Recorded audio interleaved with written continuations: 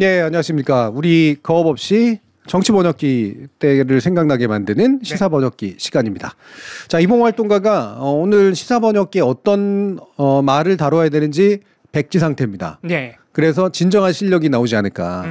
이런 생각이 좀 드는데요. 네, 뭐 이제 오늘 정규직 처음 얘기가 나왔는데 예. 하필 오늘 같은 날 얘기를 꺼내셔가지고 예. 바로 탈락합니다. 면접날 탈락. 아, 너무 걱정되는데 제가 사실 총선 때 우리 정치 번역기 할 때는 예. 사실 무슨 말을 하는지는 알고는 들어왔거든요. 예. 그때 또 나름 열심히 또 준비했죠. 아, 예. 큰일 났네. 예. 예. 그때는 처음에는 이제 이봉활동가가 다 준비하다가 점점 줄이고 또 제가 또 던지는 거 맞아요. 막 이제 이정훈 교수님 던지는 거 이런 거 해가지고 이제 합쳐가면서 했었잖아요. 일부러 살짝 긴장을 하고. 예. 근데 오늘은 이제 백지 상태인데 아마 다 짐작은 가능한 말들입니다. 주된 이슈 몇 가지가 있잖아요. 하나는 제일 큰 이슈는 해병대원 최상병의 특검법을 그예 거부권을 행사를 했습니다. 예, 맞습니다. 예, 그래서 대통령실의 발표가 있었고요. 거기에 대해서 굉장한 반발들이 일어나고 있죠. 네. 지금 민주당 내부에서는 쓸데없는 거로 싸울 때가 아닙니다. 예. 맞아요. 21대 국회 막바지에 어떻게 이거를 최대한 밀어붙일 것이냐. 네. 이 부분 고민해야 될 때고요. 또 한 가지 이슈는 이제 직구 이슈죠. 아, 예. 직구 이슈. 예, 직구 이슈. 약간은 지금 정부가 결국은 이제 철회를 하고 있는 건데 이 사안이 그렇게 어려운 사안은 아니긴 합니다만 그냥 정부의 바보짓이라고만 얘기할 수 없는 여러 가지 좀 복잡한들이 좀 있어요.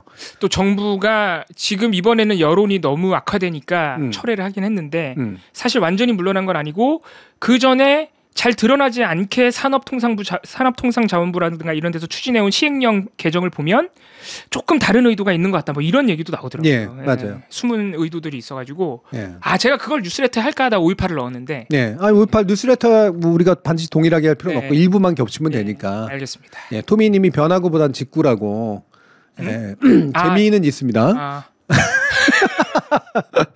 직구 규제해가지고 다들 투수 변화구 던져야 된다고 뭐 이런 농담들을 40대에서 하고 있습니다 지금.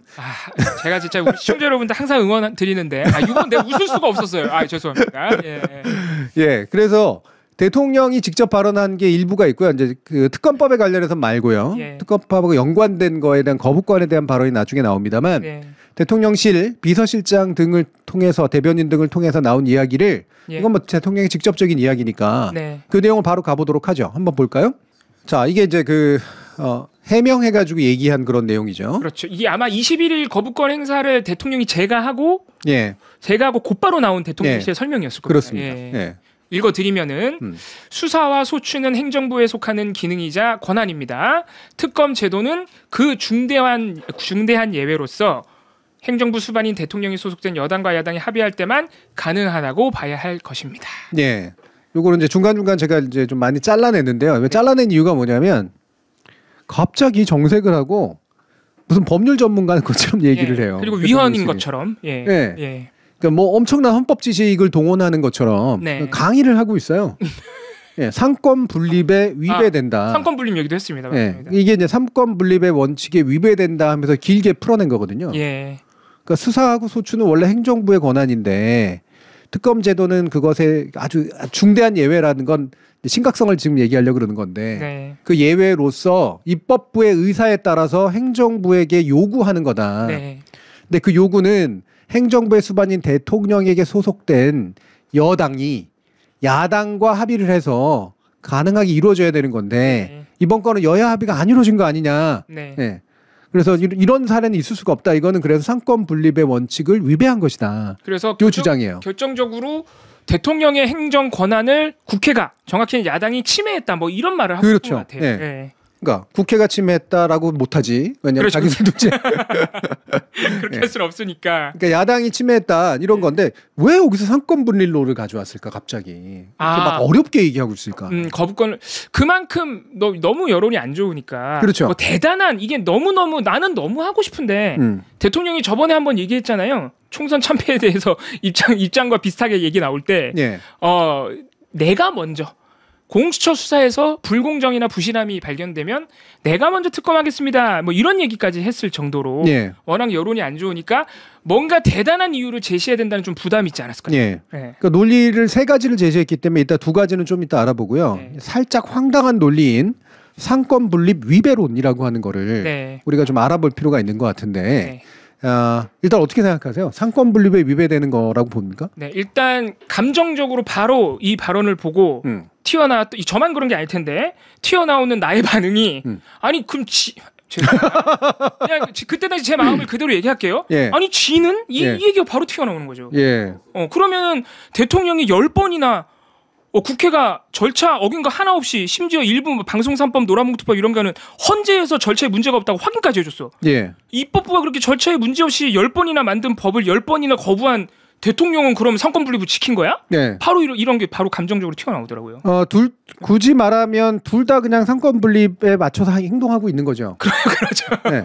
헌법이 규정하고 있는 입법권과 헌법이 규정하고 있는 대통령의 행정권 플러스 이제 거부권, 제2요구권을 쓰고 있는 거예요. 헌법의 권한을 최대한 쓰고 있는 거예요. 그렇죠. 그러니까 사실 대통령이 이런 말을 하지 않으면 위헌이니 뭐니 이런 말 안 하면 둘 다 사실 위헌이라고 할 거는 딱히 없는? 그냥 자기도 제2요구권 헌법에 있는 거니까 하는 거고 국회도 입법해서 올리는 거고. 그러니까 굳이 말하면 이 이야기는 헌법을 끌어올 필요가 없어요. 그리고 상권 그냥 끌어온다면 뭐냐면 나는 헌법대로 하고 있는 거야. 그 얘기를 하는 게 맞잖아요. 근데 왜 상권 분리까지 언급을 하고 있을까라는 거지. 그러니까 나는 헌법대로 하고 있는데 야당이 헌법을 어기고 있어. 야당 탓을 하기 위함. 이게 첫 번째 있는 것 같습니다. 야당 탓을 한다. 야당이 심지어 위헌이다. 그 얘기 왜 할까? 내 탓이 아니니까. 계속 돌잖아. 특검을 일단 안 해야겠다는 마음이 너무 앞서는 것 같고요. 안 해야겠다는 마음이 너무 앞서다 보니까 그래서 이거를 특검은 안 해도 됩니다라는 말을 해야 되는데 지금 너무 많은 여론이 해야 된다는 여론이다 보니까 이거를 설명하기만 하면 된다. 왜 이거를 안 해도 되는 것인지 그리고 하는 것이 얼마나 위헌적인 것인지를 이거 계속해서 설명하면 된다. 여론이 돌아설 것이다. 이런 헛된 믿음을 가지고 있는 거 아닐까요? 뭐 그 헛된 믿음인지 아닌지는 잘 모르겠지만 일단은 변명거리가 떨어졌어요. 이게 뒤에 이유를 2개 더 되긴 하는데 사실 이거 거의 1년 된 거의 1년은 안 됐죠. 사실 최혜병 생각하면은. 근데 엄청 오랫동안 반복해온 저 변명들이니까. 거부권 행사할 때마다 썼던 얘기들이니까 변명거리가 떨어졌고 심지어는 이제 이거 만약에 거부권 행사하면 너 탄핵된다 이렇게 얘기를 하니까 그거를 원천봉쇄하기 위해서 아니야 너희들이 헌법을 위반하고 있는 거야. 나는 헌법을 지키고 있어. 이 얘기를 이제 미리 하는 거죠. 야당이 얘기하는 탄핵을 지나치게 신경 쓰고 한 말이거든요. 과하게 지금 칼을 들이밀고 있는 거예요. 탄핵을 신경 쓴 거구나. 그러면 상권 분립을 위배한다라고 하는 논의의 핵심적인 잘못은 뭐라고 생각하세요? 행정부 사반인 대통령이 소속된 여당이 야당과 합의할 때만 가능하다고 봐야 한다.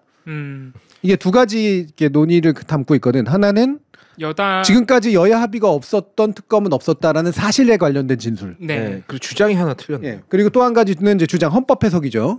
결국에는 여당이 야당과 합의하지 않으면 왜냐하면 대통령과 야당이 합의하는 거나 마찬가지라는 얘기거든요. 말이 안 되는 얘기잖아요. 그러니까 대통령이 소속된 여당과 야당이 합의할 때만 가능하다고 봐야 하는 건 일단 문장이 알아듣기가 너무 어렵고요. 대통령이 소속된 곳은 여당이잖아요. 대통령이 소속된 여당과 야당이 이래버리면 둘 중에 어디에 소속돼 있는지 둘 다 소속돼 있는지 알 수가 없잖아요. 비문이라고? 문장 이렇게 쓸 거야 진짜. 알아들어 주세요 이제는. 그러니까 예를 들면 대통령이 탈당하면 어떡할 건데요? 맞아요. 그러니까. 그리고 지금까지 철저하게 우리 정치사를 보면 대통령과 소속 정당은 분리해서 생각하지 않았나요? 그렇죠. 그게 바로 상권 분립의 원칙이죠. 대통령이 자기 소속 정당에 대해서 조금만 편들어주는 티 조금만 내도 이거 저 헌법 위반이다. 이거 뭐야? 이거 뭐 부정선거다, 불법선거다, 걔 난리를 쳤잖아요. 그러니까 빼겠습니다. 여기서도 바로 눈에 보이는 대통령의 속내가 여당은 내 거, 여당은 대통령의 수족. 그러니까 여당을 너무 인정을 안 해주는. 근데 그것까지는 아니고 이거는 이제 말이 꼬인 거예요. 상권 분립론을 무리하게 가져다가 올라다 보니 결국은 행정부의 권한을 입법부가 함부로 침해해서는 안 된다. 대단히 예외적으로 침해할 수 있는 게 이제 바로 특검 제도인데 그 특검 제도는 그럼 입법부가 견제할 수 있는 거란 얘기잖아요. 상권 분립에 해당하잖아. 그러니까 이걸 억지로 논리를 맞추려다 보니까 그래서 여당과 야당이 합의할 때만 입법부의 어떤 예외적인 개입이 가능하다. 근데 거기에 대통령이 소속됐기 때문이라는 쓸데없는 말은 어때? 그러니까 그게 그럼 논리가 꼬이지. 대통령만의 헌법상 거부권은 대통령만의 행정 권한입니다. 이 말을 앞에다 해놓다 보니까 야당과의 합의를 얘기하려면 나와 합의가 돼야 예외적인 특검이 가능하다는 논리로 가야 되는데 사실 국회에서 합의는 여야가 합의하는 거니까 거기 억지로 자기를 넣어가지고 그렇죠. 내가 속한 여당 이렇게 해버린 것 같아요. 쓸데없는 말을 했고 일단 한 가지 사실이 틀린 건 여야 합의 없이 특검이 진행됐던 예가 2-3번 있었어요. 이미. 그럼요. 사실관계상. 그리고 이건 당연해. 왜 헌법이 그거를 보장하고 있는 거니까. 자, 두 번째. 제가 탈당하면 어떨 거냐라고 얘기하는 건 너무 저급한 논리에 대한 저급한 논리의 대답이니까. 이거는 답을 해야 돼요. 그러면 만약에 여당에서 일부가 이탈해서 동의하면 어떡할 건데? 나는 그 생각이 들었거든요. 그래서 대통령이 소속된이란 말을 앞에 깔았나 보다. 그러니까 이게 혹시나 이탈표라고 얘기하지 말자 그러더라고요. 뭐 정의표라고 라고들 하던데 그건 뭐 일단 이탈표라고 하겠습니다. 이탈표가 나오면 그때는 대통령이 소속된 여당이 아닌 거야. 그렇지. 그럼 본인도 탈당하시나? 그럼 알 수 없지. 물론 여당의 일부 의원들에 대한 압박도 이 안에 포함이 돼 있죠. 너는 그럼 여당 아니야. 그렇죠. 너는 상권 분립을 위배하는 야당에 손을 들어주는 거야. 이런 걸 이제 압박을 가하는 건 맞지만 적어도 어떠냐면 예를 들면은 일부의 여당표가 말 그대로 이탈을 해서 야당에 손을 들어주는 방식으로 해가지고 거부권이 무력화되면 3분의 2 이상을 넘어서게 되면 어떻게 뭐라고 얘기할 때 그거를 상권 분립 위배라고 할 거예요 그러면? 아니면 야당이 단독으로라도 3분의 2가 넘었어. 그래서 무조건 제2요구권이 발의가 안 되는 순간이 생겨. 그럼 상권 분립 위반이야? 그럼 말도 안 되는 여야합의 없는 건데? 헌법이 보장하고 있는 권리잖아요. 그러면 과반수 이상으로 통과시켜도 헌법의 보장이 걸리고. 그럴 거면 다수당은 왜 하고 총선은 왜 합니까? 그렇죠. 그냥 똑같이 나눠 먹지. 무조건 여야 합의가 전제되어야 한다 그러면 굳이 왜 뭐 그렇게 나눠놔요? 필요가 없는 얘기를 하고 있는 거지. 그러니까 자꾸 이제 그 야당 쪽에서 위헌 얘기, 탄핵 얘기를 하니까 마치 헌법에 근거해서 자신들이 행동하고 있는 양 과잉하게 얘기하려다 보니 논리가 꼬여버린 그런 케이스예요. 이게요. 근데 약간 그 온라인에서 소위 그 일간 베스트 친구들이 맨날 그러잖아요.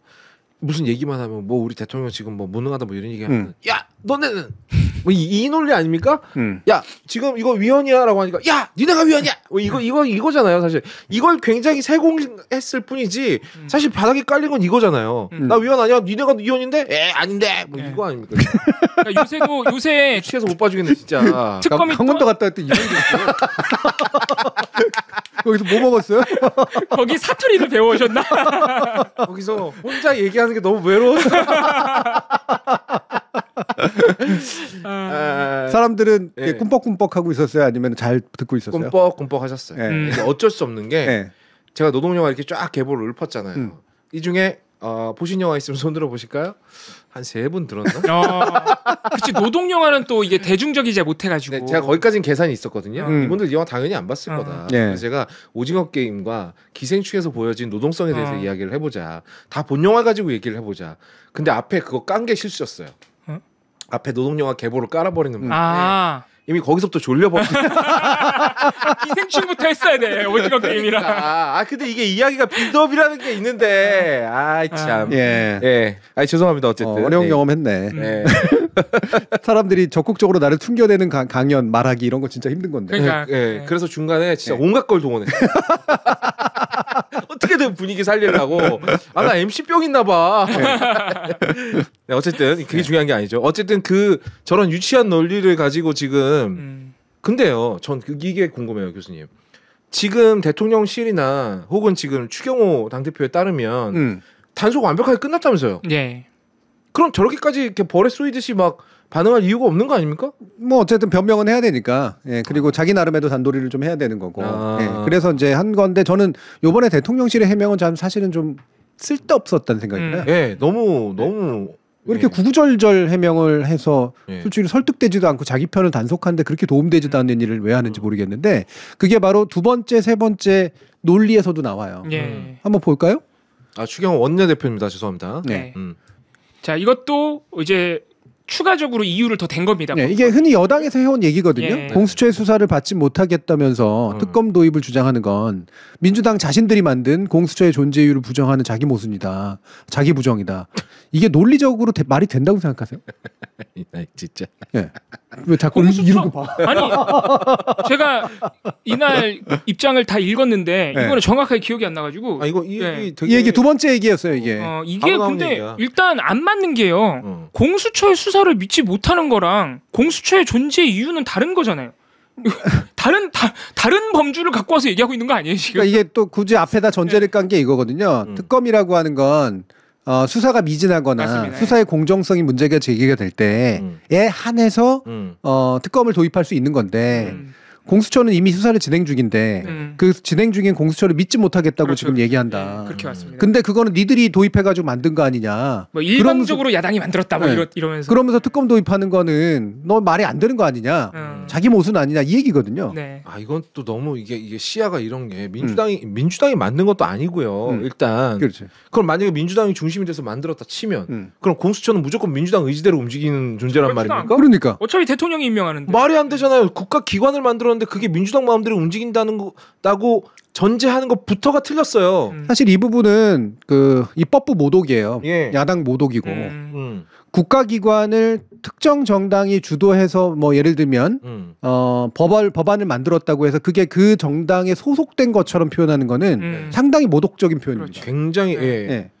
공수처에 대한 엄청 모독이기도 하고. 공수처 모독이기도 하고. 마치 민주당한테 속해 있는 것처럼. 아니 그러면은 법 앞에 이름 붙어 있겠네. 민주당법, 국민의힘법 뭐 이런 식으로. 아니 공수처에도 민주당 공수처 이러겠네. 네. 기본적으로 입법부에 대한 문제의식 자체가 없는 거예요. 이게 자기들 스스로가 삼권 분립에 대한 문제의식이 없고 헌법적 문제의식이 없는 거야. 네. 그리고 이거는 좀 세세해서 이게 짚기도 좀 짜친데 공수처 수사 그동안 그렇게 방해한 게 누군데요? 그렇죠. 공수처에는 실제로 압박이 가해졌죠. 그럼 앞으로 검찰은 윤석열의 검찰 이렇게 불러도 됩니까?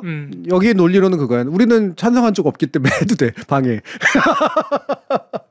아니 그러면은 자기가 싫어하는 법은 위반해도 된다는 생각을 갖고. 위성정당 만들 때 똑같이 그랬잖아요. 그렇죠. 맞아요. 정확하게. 맞아요. 우리는 찬성한 적이 없어. 그러니까 만들어도 돼.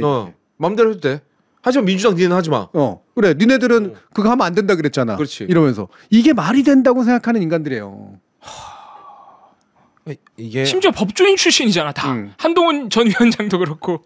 이런 말도 안 되는 얘기 들 때마다 진짜 폭력적인 사람이 아닌데 자꾸 진실의 방에 데려가고 싶어요. 진실하진 않은 것 같아요. 폭력적이지 않은지는 잘 모르겠는데.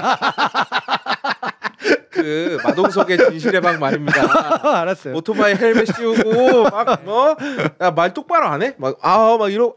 그러니까 이게 논리를 포기한 대답이야. 그러니까. 예, 이게 논리가 없어. 말 안 해. 그러니까 나는 논리적으로 대답하겠다, 논리적으로 반박하겠다는 의지가 아예 안 보입니다. 그리고 이날 곧바로 그래서 그 해병대 출신의 김규현 변호사가 또 결연하게 기자회견을 했는데 거기서 이 부분에 대해서도 아주 강하게 비판했죠. 명쾌하게. 예. 지금 자꾸 공수처 수사의 부진, 미진 또는 불공정 얘기하는데 이미 너무 미진한 거 아니냐. 그 대통령 때문에.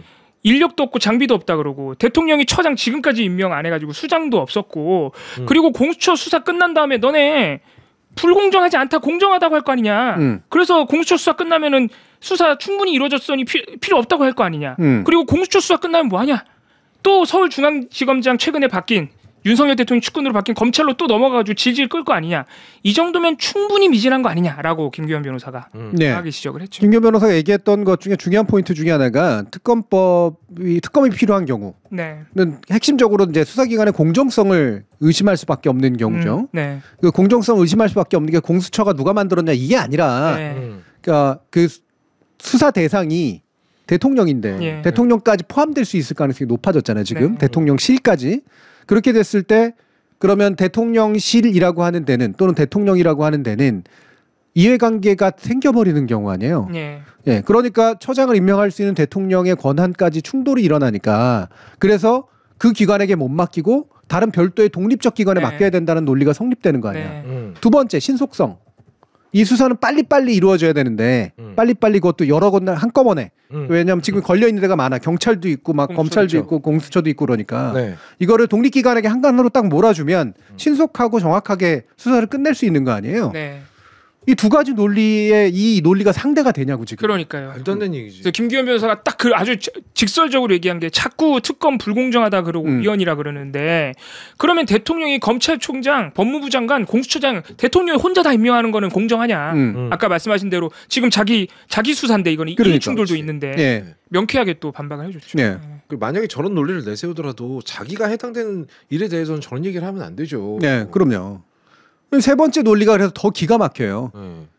이게 지금 독소 조항이 있다라는 또 이제 주장들이잖아요. 결국엔 언론 브리핑을 자꾸 하도록 만든다. 진짜. 근데 문재인 정부에서 피의 사실 공표를 막겠다면서 형사 사건 공개 금지 등에 관한 규정까지 정비를 했는데 지금 자기네들이 언론 브리핑을 하도록 규정을 포함시킨 건 역시 심각한 자기 모순이다. 이거는 자기 모순, 자기 부정 이런 말 쓰면 논리적인 것처럼 보이나 봐요. 예.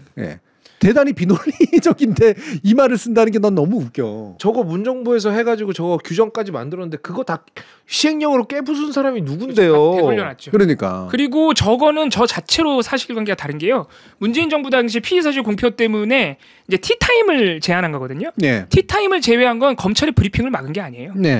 브리핑은 다 하게 돼 있습니다. 근데 공식적으로 다 하라는 겁니다. 공식적으로. 뒤에서 흘려주지 말고. 그러니까 사실관계도 사실 좀 틀린. 사실관계도 틀렸고요. 피의사실 공표에 관련된 건 자기들이 지금까지 검찰들이 다 실정법상은 거 어겨운 거 아니야.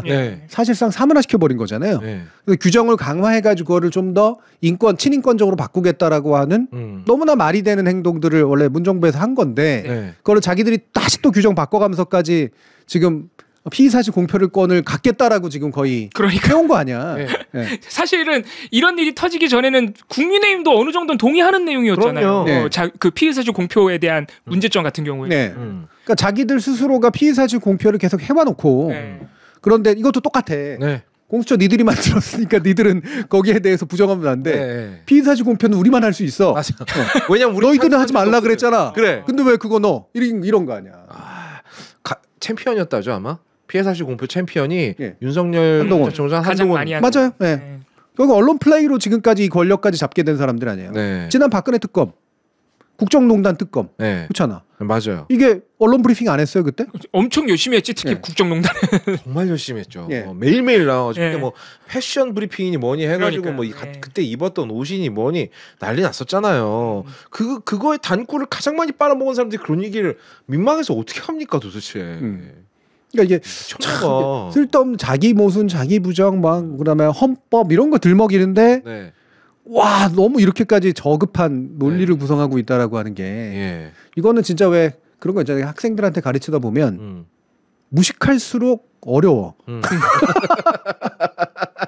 아씨 내 얘기하는 것 같아. 왜? 나 과제하면은 항상 교수님들이 그랬어요. 뭐 이렇게 어렵게 쓰냐?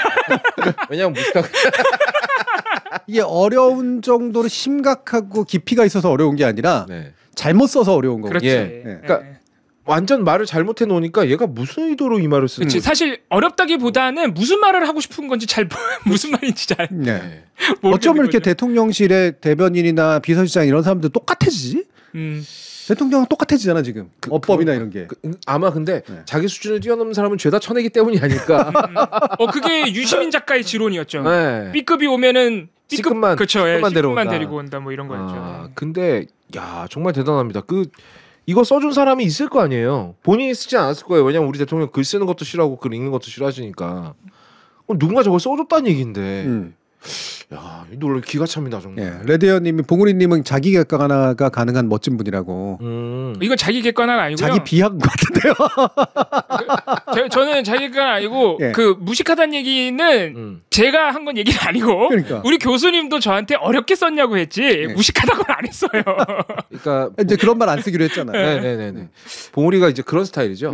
그 바지 내리기 게임 하다가 지면 지기도 전에 알아서 빠지는 미리 먼저 지가 자기를 때려요. 미리 졌다. 일종의 차단막입니까? 그렇죠. 졌을 때 타격감을 좀 덜 무식을 꺼내면 나 무식하니까 건드리지 마. 나 무식해. 나 인정했다. 이렇게 질문 차단 방법입니다. 근데 이봉우 활동가는 기본적으로 쓰는 언어의 80%는 그래도 자기 언어를 쓰잖아요. 그럼요. 네, 자기 언어를 쓰잖아요. 그게 좀 혼란스러워서 문제죠. 네. 근데 이제 가끔씩 이제 그걸 뛰어넘으려고 할 때, 예를 들면은 칼포포 때. 네. 칼포포까지 가지 않아도 되는 게 구렁이 뱀 사건. 아, 구렁이 뱀. 아니 그거는 이제 그건 말이 꼬인 그건 말이 꼬인 거고. 그건 말이 꼬인데 이제 칼포포 같이 이제 뭔가 꽂혔는데 네. 쓸데없이 가버린 거. 근데 이런 그렇지. 경우들이 있었던 거지. 아, 그 칼포퍼는 왜 참 7, 8년 전에 쓴 걸 괜히 가져와가지고 그땐 열심히 공부라도 했었는데. 제가 볼 때는 그때가 네. 약간 부담도 느끼고 그러면서 졸렸을 것 같아요. 아, 예. 졸릴 때 보통 이상한 아이디어가 떠오르거든. 네. 그런가. 굿 아이디어라고 생각하게 되죠. 아, 근데 이게 그럴 필요가 없는데 가끔 이렇게 칼포퍼 얘기가 나오잖아요. 가끔 뭐 칼포퍼한테 미안해진다. 내가 칼포퍼를 뭐 돌아가신 분한테 뭐 그런 것까지 신경 써요. 약간 네. 이렇게 비하하나 싶어가지고. 우리한테나 미안해하세요. 또 보울이 괴롭힌다. 아, 이게 반공주의자인데 내가 미안해할 필요 없는데. 그래 그만해. 아무튼간에 예. 그렇습니다. 자 다음은 뭡니까? 네, 다음은 그래서 대통령이 직접 한 얘기를 그래서 가져왔어요. 예. 대통령이 이거 충격적이었어, 이거는. 두 차례 그 당선자와의 만남, 예. 그 국회의원, 국민의힘 국회의원 계열의 사람들의 당선자하고 만나면서 거부권에 대한 언급을 자꾸 합니다. 네. 예. 그래서 20일 날 이제 부산 경남 당선자 만찬에서 이런 얘기를 해요. 제2요구권과 예산 편성권 등 헌법상의 대통령 권한이 있는데 당이 민심을 살펴서 건의하면 반영하고 의견을 적극적으로 듣겠다. 여기서 뭔가 이상한 점이 발견이 되나요? 제2요구권과 예산 편성권은 대통령의 권한이잖아요. 예. 근데 당이 민심을 살펴 건의하면 반영하겠다? 일단 그것도 말이 안 돼. 예, 이게 무슨 그러니까 당이 그 의견을 제시해주면 자기가 제2요구권을 쓸 때 그걸 반영하겠단 말인가요? 그럼 당이 시키는 대로 하겠다는 거야? 아니, 그렇죠. 뭐 일단 표면상으로는 그렇죠. 표면상으로는 그렇죠. 표면상으로는. 네. 근데 일단은 제2요구권이 하고 싶었던 말이고요. 그럼요. 그렇죠. 내가 말하기 전에 니들이 먼저 말해. 네. 이거고 네. 민심의 형태로. 왜냐하면 최상병 특검이 민심이라니까 니들이 민심 가져와서 나한테 제2요구권 하라고 해. 아니라는 민심 가져와. 긁어 모아가지고. 그래야지 내가 제2요구권을 쓰지 이 얘기잖아요. 결국에는. 예. 예산평가성권을 왜 넣었어 근데? 예산 편성권은 그거 아닐까요? 그 이제 당선자니까 니네 지역에 내가 예산 몰아줄 수 있다라는 그런 어떤 박정희적 마인드 아닐까요? 그게 이제 섞여 있죠. 네. 권이 약간 이거 나한테 잘 보여야 돼. 그치. 약간 이런 마인드. 그러니까 나한테 잘 보이려면 어떻게 하겠어? 내가 거부권 민심 만들어 와. 이거 아닐까 싶어요. 내적으로는 그럴 수 있는데 네. 논리적으로는 뜬금없거든요. 하나 완전히 다른 권한이잖아요. 네, 그렇죠. 완전히 다른 예산 편성. 특히나 예산 편성권은 국회가 못 가지고 행정부가 가지고 있는 고유 권한으로서 기재부가 그렇게 안 놓으려고 노력하고 있는 건데 네. 갑자기 예산 편성권을 내놓겠다? 또는 예산 편성권을 그 대통령 권한인데 건의하면 의견을 듣겠다는데 그 권한 얘기를 왜 하지 그러면? 아니 어차피 그냥 건의하면은 들으면 되는 거잖아요. 그렇죠. 그러니까 네. 제가 아까 이상했던 게 그거예요. 권한이라고 앞에 강조해놓고 왜 당이 시키면 그 시키는 대로 할 것처럼. 그러니까 그 권한을 왜 강조하냐고 그러면. 그러니까 이게 아까 그게 맞네. 나한테 잘 보이라는 얘기잖아 결국에는. 내 권한이니까 민심을 반영하겠다라는 말은. 근데 사실은 만약에 그런 의도로 말한 거면 정말 너무 낮은. 그건 너무 하수구나. 너무 하수 중에 너무 완전 하수구나. 초하수인 거야 이거는. 그러니까 이런 것들이 발생되는 이유가 최근에 이런 일들이 되게 잦아요. 그 이유가 뭐냐면 한편 이게 지금 약간 자아분열 상태인데 민심을 반영해야 돼. 그러니까 요게 반드시 들어가야 돼. 그러니까 자기 말 속에 들어가야 되는 말들이 있어. 민심 반영을 해야 된다. 네. 민주당 공격할 땐 자기 모순. 그러니까 당정 관계에서 당정 관계가 이렇게 지나치게 수직적이면 안 된다. 보고 그리고 언제나 경청해서 대통령 독주하지 마라. 요게 이제 흔히 말하는 이제 총성 민심으로 대표되는 어떤 비판들이잖아요. 예, 그렇죠. 그러니까 여기에 대해서 언제나 답변하려고 그래. 민심, 소통 뭐 이런 거. 그렇지. 민심, 소통 또는 독주하지 않는 것 그리고 당정 관계를 수직적으로 하지 않는 것. 이 분위기를 계속해서 내려 그러거든. 근데 거기에 밑바탕에는 뭐가 있냐면 아까 이제 대통령실에서 나왔던 얘기처럼 야 이거 내 권한이야. 근데 야당을 욕해야 되잖아. 그렇죠. 근데 여당이 중간에서 뭔가를 해줘야 되잖아. 여당은 입법부에 속하는 자들일까 아니면 나하고 같은 편일까 여기서 늘 헷갈리는 거야 지금. 지금도 헷갈리고 있구나. 지금 계속 헷갈려. 그러니까 거부권을 니들이 나한테 건의해줘. 그게 민심인 것처럼 포장해줘. 네. 이게 이제 한 가지고 요것만 얘기하기 그러니까 자기 권한 중에 제일 큰 권한이 네. 예선 편성권을 들고 나온 거라고. 뜬금없이. 전혀 네. 사실 거부권은 굉장히 특수한 이게 윤석열 대통령이 너무 많이 해서 그렇지 엄청 특수하고 예외적인 상황에서만 발생하는. 그래서 사실 지금까지는 그렇게 사례조차도 많지가 않잖아요. 네. 근데 예산 편성권은 매년 하는 거야. 그러니까. 매년 하는 거에다가 물론 국회가 권한은 없습니다만 국회가 심사는 하거든요. 네. 심사해서 증액은 못해도 감액은 합니다. 그렇죠. 네. 네. 그러니까 이거는 예산 편성권 거부권은 그러니까 국회하고 아예 논의 한마디도 안 하고 자기가 빡 지르면 돼요. 예외적이긴 하지만. 네. 근데 예산 편성권은 무조건 국회한테 검사 맡아야 돼. 그렇죠. 권한 아예 성격이 다른 권한이라서 갑자기 엄청 뜬금없는 얘기를 한 거죠. 아니, 대통령 권한 한두 개야? 그렇죠. 그렇게 따지면 인사권은 그러니까 인사권 들고 나와야지. 예산 핵심은 사실 인사권 아니에요? 예산 편성권보다 더 센 거는 사실 국회의원들, 초선들, 당선인들 협박하고 싶으면 인사권이 짱이지. 그렇죠. 아까는 또 수사권과 소추권. 네. 야 그런 건 독립적인 그 수사기관에서 해야 될 일이지 대통령이 관여할 일이 아니거든요. 그건 대통령 권한이 아니에요. 행정부 수반의 권한이 아니라고. 맞네. 생각해보니까 그것도 되게 위험한 말인 게. 그렇지. 수사와 소추는 행정부의 권한입니다. 그래버리면 수사 개입하겠다는 얘기잖아요. 그렇지. 그러니까 행정부의 권한이고 행정부 수반이고 이런 식으로 논리를 이어붙인 거 아니야 지금. 그러면 개입을 하겠다는 얘기죠. 그런데 그렇다면 왜 수사지휘권이라고 하는 것들을 뒀으면 그러니까. 그 수사지휘권은 대통령이 직접 행사하지 못하고 그것도 법무부 장관을 통해서 행사하게 했는가. 그게 심지어 법에 다 써 있잖아요. 그렇죠. 그리고 법무부 장관이 그 수사지휘권 행사할 때 왜 개별 수사에 대해서 지휘를 못하게 했는가. 그것도 다 법에 써 있고. 다 법에 써 있잖아요. 네. 우리 대통령은 검찰총장까지 이 말대로라면 행정부의 수반이 수사도 하고 소추도 하면 돼. 되게 위험한 발언이야. 굉장히 위험한 발언이라고요. 법을 잘 모르시는 그러니까 이분의 마인드면 그럼 되게 위험한 게 예산 편성도 국회가 검사할 필요도 없는 거야. 어차피 권한도 없는 애들이. 네, 약간 그런 마인드잖아요. 예. 그게 상권 분립이라고 하는 아까의 그 말하고 지금 연결돼 있거든요. 되게 위험한. 지금 뭔가 자꾸 자기의 권한을 얘네들이 침해하고 있다라고 하는 그런 컴플렉스가 되게 있어요. 트라우마도 있고. 내가 마음껏 휘둘르고 있었는데 자꾸 이거 제안하려고 그러고 그렇지. 찍어 누르려고 하니까 내 권한이야 이 말도 하고 싶고 지금. 대신 이제 여당은 이제 우리 편으로 끌어들여야 돼. 네. 여당이 입법부의 일원이라는 문제의식 자체가 없어. 네. 네. 그리고 그게 당정 관계를 수평하게 만드는 일이라고 변명하고 있는 거야 지금. 그러니까 그거를 아주 수직적이라고 뭐라고 하는데 아예 나와 일심 동체를 만들어버리려고 하는구나. 그러면 수평하다고 생각하는구나. 그러니까 이를테면은 만약에 제가 이제 아까 없었다는 얘기지만 이봉 활동가를 정규직으로 고용을 했어요. 그리고 이제 사장이야. 그래서 불러가지고 이제 밥 먹으면서 뭐 내가 인사권도 있고 그런데 그만둬. 얘기하고 그러면 내가 잘 반영할게. 뭐 얘기하고 싶어 있으면 기판 없이 얘기해. 누구 자르고 싶어? 내가 이런 거잖아 지금. 내가 너한테 월급 주는 사람인데 뭐 마음에 안 내가 하는 일 중에 뭐 마음에 안 드는 거 있으면 얘기해봐. 다시 한번 얘기하자면 내가 너 월급 주는 사람이다. 너무 수준 낮잖아요 지금. 그러니까 내가 권한을 강조하는 이게. 아까 내가 봉훈이한테 했던 얘기가 그게 정말 이 논리라면 이건 너무하는 거예요. 근데 진짜로. 지금 얘기를 하면 할수록 속마음은 진짜 그 수준인 거잖아요. 맞아요. 네. 나 이런 사람이야. 근데 당이 좀 잘 좀 해서 내가 하고 싶은 대로 가져와봐. 반영해줄게 뭐 이런 거잖아요. 그리고 예전에 검찰 시절에 벌으셨다면 이렇게 원하는 거 직접 얘기 안 하잖아요. 그러니까 저기 양지열 변호사가 저한테 해준 얘기 중에 그런 게 있더라고요. 검찰총장쯤 되면 명사를 말하지 않는데요. 명사만 쓴대요. 네. 그거. 그때 거기 그 오른쪽에 앉아진 친구 마음에 안 들던데 잘 좀 알아봐봐. 뭐 이 정도. 뭐 어제 SBS에서 나와서 검찰 비판한 그 사람 뭐 이런 식으로 하겠지. 뭐 엮어봐, 뭐 걸어봐, 한번 뒤져봐 이런 얘기 안 한대. 근데 지금 대통령은 안 하려는 걸 하려니까 저렇게 어색한 건가? 지금 뭔가 잘 안 나오는데 뭔가 얘기를 좀 내 속을 좀 알아봐 줬으면 하는 그런 게 막 밑에 엄청 깔려 있는 것 같아요.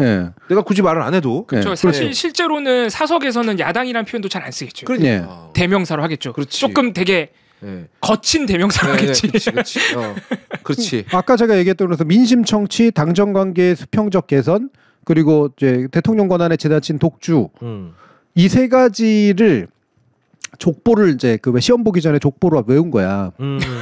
그리고 시험 답안했을 때 문제가 뭐든 간에 다 무조건 이걸 끼워 넣어. 민심, 당정관계, 그리고 권한. 지금 그런 답을 내고 있는 거하고 똑같아요. 야, 제가 논술형 시험 볼 때랑 비슷하네요. 그 족보 있거든.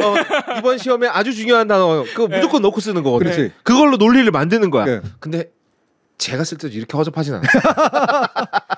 그래서 그것의 원형이 바로 이제 16일 날 수도권 TK 당선자하고 만찬에서 이미 나왔었어요. 네. 이거는 조금 더 직접적인 발언. 직접적으로 발언. 굉장히 직접적이죠, 이거는. 네. 그래서 이렇게 얘기를 합니다. 네. 여당이 주인이고 대통령은 여당이 하는 일에 필요한 일들을 하겠다. 대통령의 권한인 제2요구권과 정부의 예산 편성권도 활용하라. 자, 이것도 정말로 저렇게 얘기했습니다. 정말로. 앞에서는 여당이 주인이라고 하고 자기 권한까지 갖다 쓰래요. 네. 근데 자기 권한인 제2요구권을 여당이 어떻게 갖다 쓰면 일단 이게 위헌적 발상. 말이 안 되잖아요, 일단. 네. 이건 상권 분리 위배하는 거 아니에요? 그러니까 이게 마치 너희들 위하는 척하고 내가 여당을 이제 존중하는 척하면서 여당이 주인이라 막 키워줘, 막 올려줘, 막 네가 사장이야, 임마. 그렇지. 막 이러는 거 아니야 지금? 네가 주인이야. 네가 주인이야. 이 회사의 주인이야. 나는 사원들 위해서 복무하는 사장이 되겠어. 뭐 사장 자리에 뭐 사장 사무실 뭐가 필요한 거 있어? 회사 운영을 위해서라면 갖다 써. 그렇지. 지금 그 얘기하고 있는 거라고. 그래놓고 문 잠궈놔. 그리고 나 제2요구권도 있는데 활용해. 근데 제2요구권은 못 활용하거든 여당이. 아니, 그걸 활용하면 안 돼. 그리고 활용하라는 말이 그건 것 같아. 앞에 말이랑 이어지게 되면 나 제2요구권 있으니까 내가 이걸 쓰게 활용해. 그렇죠. 원래는 그 말을 하고 싶은 거지. 그러니까. 이게 이제 가장 초기에 이제 지금 하는 말들의 원형으로 나온 거고, 그리고 20일 날 나오고 대통령실의 발언까지 나온 거예요. 그러니까 연결이 돼 있어. 그러니까 대통령의 생각이야. 그런 거네요. 네. 근데 여기서 보면 여당이 주인이다. 뭐의 주인이라는 거야? 네. 주인은 국민이지. 혹시 뭐 여당 당사의 주인이고 이러는 거면 인정. 예를 들면 여당에다가 국민을 넣으면 다 말이 돼요. 국민이 주인이고 대통령은 국민이 하고 싶어하는 일에 필요한 일들을 하겠다. 대통령의 권한인 제2요구권과 정부의 예산 편성권도 국민을 위해서 국민이 활용할 수 있도록 하겠다. 이러면 이제 헌법적인 말이 되죠. 멋진 말이 되는데요. 네, 멋진 말이 되죠. 그러면 대신에 거부권은 못 쓰겠죠. 네. 왜냐하면 국민은 거부권 쓰지 말라는 게 지금 대세거든. 그러니까. 근데 여기에 여당을 넣었다. 네. 말이 엄청 이상해지죠. 그러니까. 여당이 어떻게 주인이 돼? 맞아. 여당이라고 하는 존재는 헌법적 존재가 아니에요. 네. 여당은 헌법적 존재가 아니야. 여당과 야당은 헌법적 존재가 아니야. 그냥 이익단체. 입법부가 헌법적 존재고 정당이 헌법적 존재지. 네. 법률적 존재라고 보는 게 맞겠죠. 예. 그러면 여당을 이런 식으로까지 뭔가 이렇게 자꾸 헌법적 존재로 끌어올릴 이유가 없거든. 게다가 대통령은 여당이 하는 일에 필요한 일들을 하는 건 위헌적이에요. 상권 분립이라면 상권 분립. 진짜 이거는 진짜. 아니 이건 입법부도 아니라 한 정당이 하는 일에 필요한 일들을 하겠다? 이거 탄핵 사유 아니에요? 탄핵 사유. 노무현 대통령은 이거보다 훨씬 약한 말 했어요. 마음 같아선. 다 해주고 싶다. 네, 좀 도와주세요라 그랬지. 라고 말했다가 탄핵 당했잖아요. 굳이 말하면 문재인 대통령이 대통령 당선되고 나가지고 문재인 정부이기도 하지만 민주당의 정부다. 이렇게 얘기했잖아요. 그 말 했을 때도 난리 났습니다. 난리 났었어요. 지금의 국민의힘. 조선일보 그렇죠. 미쳐났죠 진짜. 근데 이거는 말 그대로 집권을 하게 만든 그 정당의 의지, 총의를 모아서 그 민주당의 어떤 정강 정책을 실현하는 그런 정부가 되겠다. 뭐 이런 거잖아요. 그렇죠. 그 얘기 자체는 사실 이상한 말은 아니거든. 그렇죠. 근데 그거 가지고 난리 쳤잖아요. 정책 방향과 기조라는 건 있는 거니까. 근데 대통령은 여당이 하는 일에 필요한 일들을 하겠다. 이거는 여당이 복무하겠다는 거잖아요. 그렇지. 여당이 그렇게 할 마음도 없고 생각도 없지만 이 말 자체는 대단히 위헌적 발언이라고요. 그러니까 이게 이거 또 저급하게 좀 바꿔와도 됩니까? 그거 재밌던데 한번 해보세요. 여당이 주인이고 대통령은 여당이 하는 일에 필요한 일들을 하겠다. 니들 나 버리지 마라. 그렇지. 근데 그런 의미에서는 여당이 주인이네. 그렇지. 나 버리지 마. 나 버리지 마라. 대통령의 권한인 제2요구권과 정부의 예산 편성권도 활용하라. 거부권만 쓰게 해주면 나머지 니네 마음대로 하게 해줄게. 니들 의견도 좀 소원수리 해줄게. 약간 그거 같아요. 지금 대통령이 이렇게 당선자들 만나고 막 비례 뭐라 그래야 돼? 비례의원들 만나고 이러는 거 보면은요. 오로지 지금 머릿속에 거부권 생각밖에 없는 것 같아요. 그렇죠. 혹시라도 빠져나갈까봐. 혹시라도 탄핵하는데 합류할까봐. 그러니까 내가 거부권 썼는데 그게 국회에서 재의결이 되버리면 정말 쪽팔리잖아요. 그거는 죽어도 싫은 거야. 그러니까 지금 계속 그 얘기만 머릿속에 그거밖에 없어 지금. 그렇지. 근데 이 발언이 제가 왜 더 깜짝 놀랐냐면 이건 그냥 딱 보기에도 그러니까 막 깊은 지식이 없어도 예를 들어 법에 대해서 상권 분립이나 그래도 이상하단 말이에요 상식적으로. 아니 왜 자기 제2요구 거부권을 뭐 여당한테 뭐 어쩌라는 활용하는 게 뭐야? 활용이. 근데 제가 이 말에 더 짜증이 났던 건 이거 되게 쌍으로 위헌이잖아요. 쌍으로 위헌. 대통령이 여당에 복무하겠다는 것도 위헌이고. 그리고 여당한테 제2요구권 쓰라는 것도 위헌이잖아요. 다 불가능하지만. 네네. 근데 이거 언론 보도가 많이 안 나왔어요. 네. 그러니까. 그래서 더 짜증이 나더라고. 이거 예전에 아까 노무현 전 대통령 말씀하셨지만 이거 만약에 문재인이나 노무현이 자꾸 이런 생각하면 안 되는데 역대 대통령이 했다고 생각하면 니네들이 이랬을 것이냐 언론이. 이명박이 그랬어도 난리 났을 걸. 박근혜가 그랬어도 난리 났을 거예요. 이거 탄핵감인데 사실 진짜로. 진짜 탄핵감이에요. 이 말 한마디로 탄핵당할 수 있어 정말. 예. 게다가 이게 무슨 맨날 헌법 강조하는 사람이 심지어 입법부하고 행정부가 통합되어 있는 의원 내각제 국가에서도 말이 안 되는 말이에요. 맞네. 네. 여당이 운영하는 게 아니거든. 국정은 내각이 운영하는 거지. 그리고 그 내각을 사실은 뭐 여당이란 표현이 좀 그런데 여당이 다 뽑는 것도 아니잖아요. 내각제 할 때 보면. 그렇죠. 이제 야당이라고 하는 다른 정당하고 사실은 연정을 해서 뽑는 경우가 대부분이고. 그러니까 의원 내각제라는 건 의원이 그 내각을 동시에 담당하고 입법부의 다수당이 행정부의 내각을 담당한다 이거거든요. 그러니까 당하고 입법부하고 행정부가 이제 일치되어 있죠. 맞아요. 근데 그게 이제 의원 내각제인데 그렇다고 해서 총리가 여당 원하는 걸 해주는 데가 아니거든. 그렇지. 심지어 의원 내각제도 그래. 근데 상권 분립을 강조하고 헌법을 강조하는 지금 대통령제 국가의 대통령이 그렇게 나중에 얘기하더니 여당이 하는 일을 하는 대통령이 되겠다? 이걸 수사학적으로 받아들여야 돼요. 수사학적으로도 틀린 말이지. 지금 일단은 이 최상병 특검만 어떻게든 넘어가자. 그리고 22대 국회로 넘어가자. 일단 21대 국회는 여기서 끝내야 된다. 일단 끝내야겠다는 말. 내가 최상병 특검을 받는 상황이 돼버리고 나서 22대 이제 국회로 넘어가게 되면 그때 분위기가 완전히 달라질 거란 말이에요. 그때는 그냥 배신자 정도가 아니야. 그냥 거기는 소신표밖에 없을 거예요. 그러니까 이건 무조건 막아야 된다라고 누가 얘기를 해줬겠죠. 그리고 더 이따 지금 김건희 여사도 나와서 활동하고 있죠. 그러면 그거 누가 얘기했겠어요? 저는 김건희 여사가 얘기했다라고 봅니다. 지금 그걸 봐서 이 모든 조각은 김건희 여사를 딱 넣으면 대충 맞춰지거든요. 그러니까 마치 명령을 하달받은 사람처럼 막 열심히 돌아다니고 있잖아요 지금. 우리 대통령이 언제부터 이렇게 국정을 열심히 했습니까? 국정이라고 할 수도 없지. 자기 보신을 이렇게 열심히 했습니까? 이렇게 열심히 한 사람 아니에요. 근데 갑자기 막 겁나 열심히 움직인단 말이야. 그건 어디까지나 근데 제 내피셜이지만 그러니까 모자라는 논리를 이렇게 총동원할 때는 딱 그 목표가 있는 것이다. 근데 이 양반은 눈앞에 보이는 목표가 있으면 되게 저돌하는 스타일이잖아요. 저돌적으로 달려드는 스타일. 그러니까 지금 그 최혜병 특검법 재표결 상황에 대해서는 진짜 저돌적이에요. 그러니까 우리가 살펴보고 있지만 이 사람이 이렇게까지 국회의원 잘 만나는 사람이에요. 그렇잖아. 말도 안 되잖아요.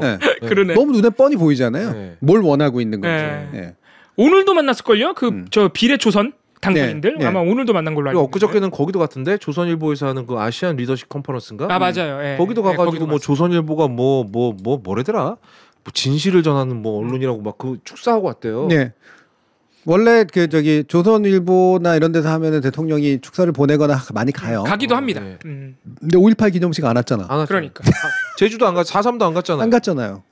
근데 거긴 가요? 국가기념일 그것도 국직화 우리나라 민주주의 역사에서 굉장히 중요한 국가기념일에 안 가고 띨랑 작년에 썼던 거 다시 울거먹은 그런 기념사 보내가지고 대독하게 해놓고 한덕수 총리.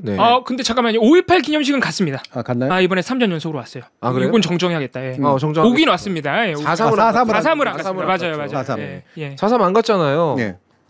근데 그래놓고 조선일보 컨퍼런스에는 뛰쳐가가지고 거기에 정치인들도 엄청 왔대요. 나경원, 오세훈, 안철수도 갔대. 안철수는 거기 왜 갑니까? 잘 보여야 돼. 이준석도 갔나? 이준석은 안 갔다고 하는 것 같은데. 어쨌든 그럼 거기요. 조선일보 거기 리더십 컨퍼런스. 그럼 거기 가서 그 사람도 만나고 무슨 얘기했겠습니까?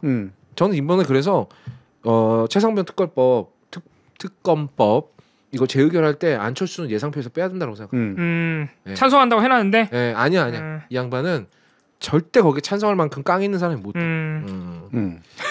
자 그러면 여기에 대해서 이제 야당 대표는 뭐라고 했을까? 이걸 한번 보도록 하죠.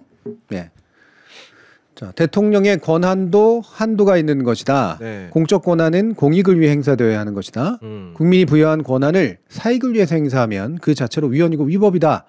자신의 부정과 비리를 감추기 위해서 권한을 남용하면 이게 바로 위헌이고 이게 바로 위법이고 이게 바로 부정이다. 이렇게 얘기를 했습니다. 요 비슷한 투의 말을 3번인가 걸쳐서 기회가 될 때마다 얘기를 하고 있어요. 그리고 점점 에스컬레이션이 돼서 내재적 한계로부터 해가지고 이제 계속해서 나와.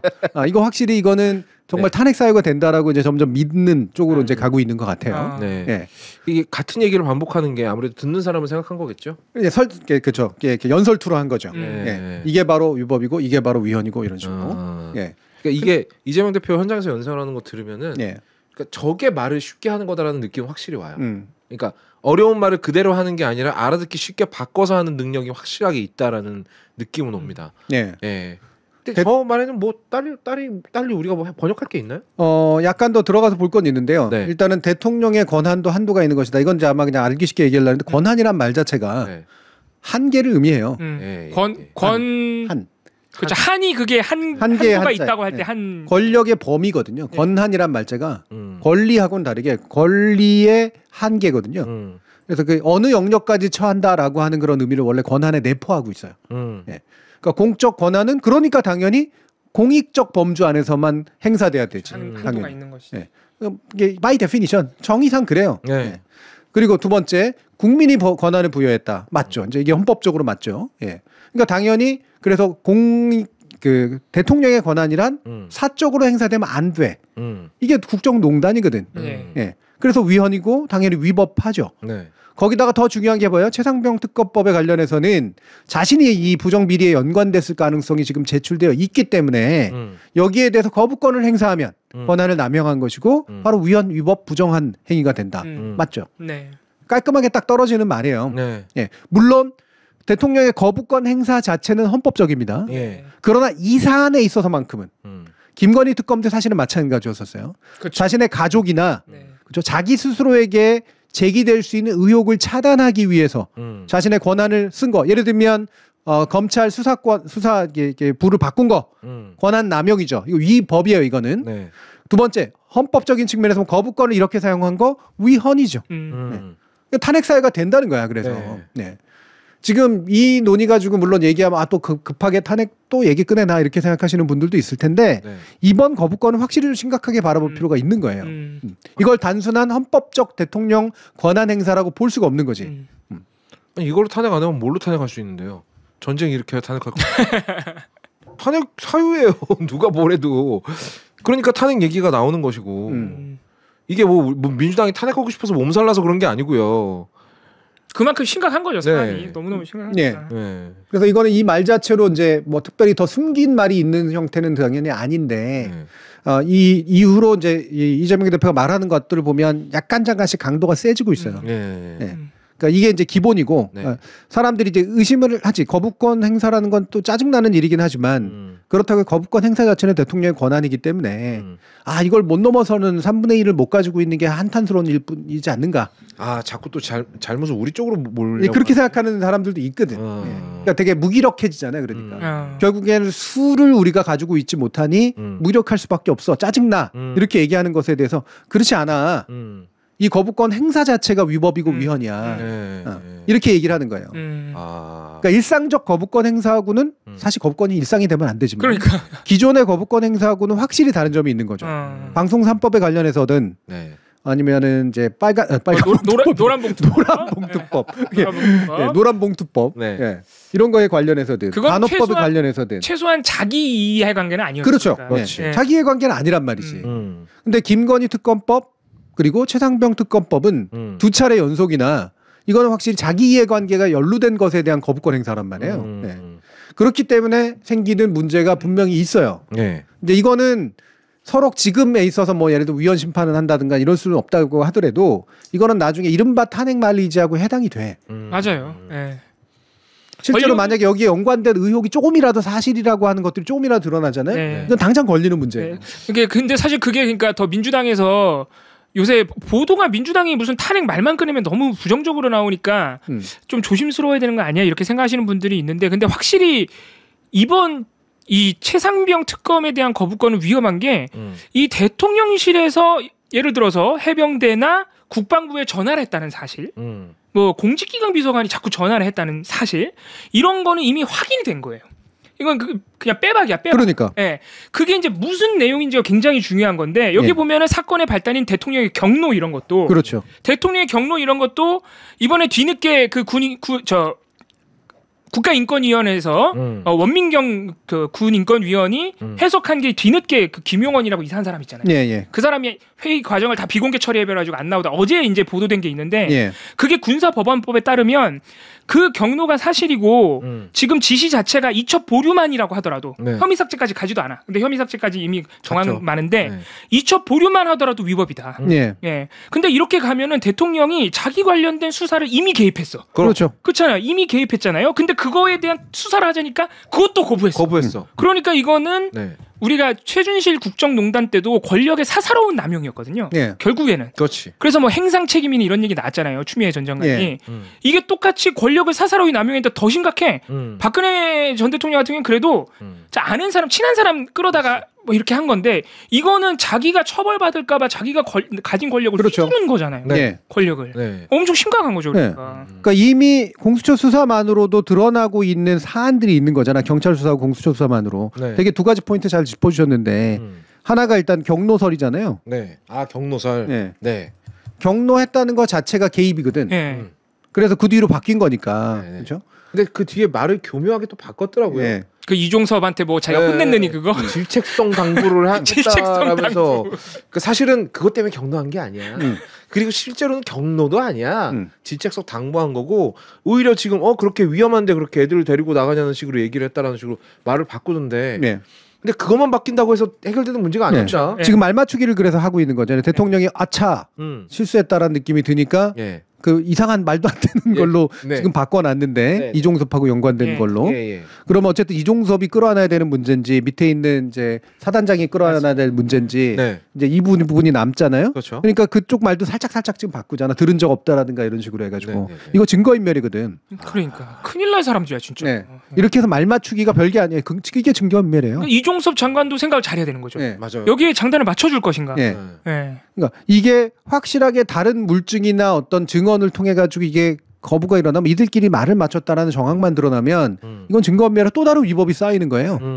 두 번째, 대통령실에서 전화가 온 거 확실하잖아 지금. 그렇죠. 그거는 이제 빼박이에요. 빼박. 네. 야, 이거는 물증 아니에요, 물증. 네.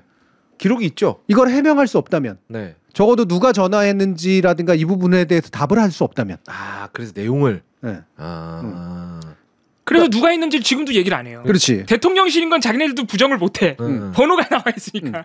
고양이가 있어 이렇게 얘기하지 않는 이상. 네. 심지어 제가 최근에 그 신문들 만평을 좀 보는데 어떤 한겨레 만평인가는 그래서 뭐라고 해놨냐면 그냥 이쯤 되면 전화기가 전화했다고 칩시다. 그러고 있더라고.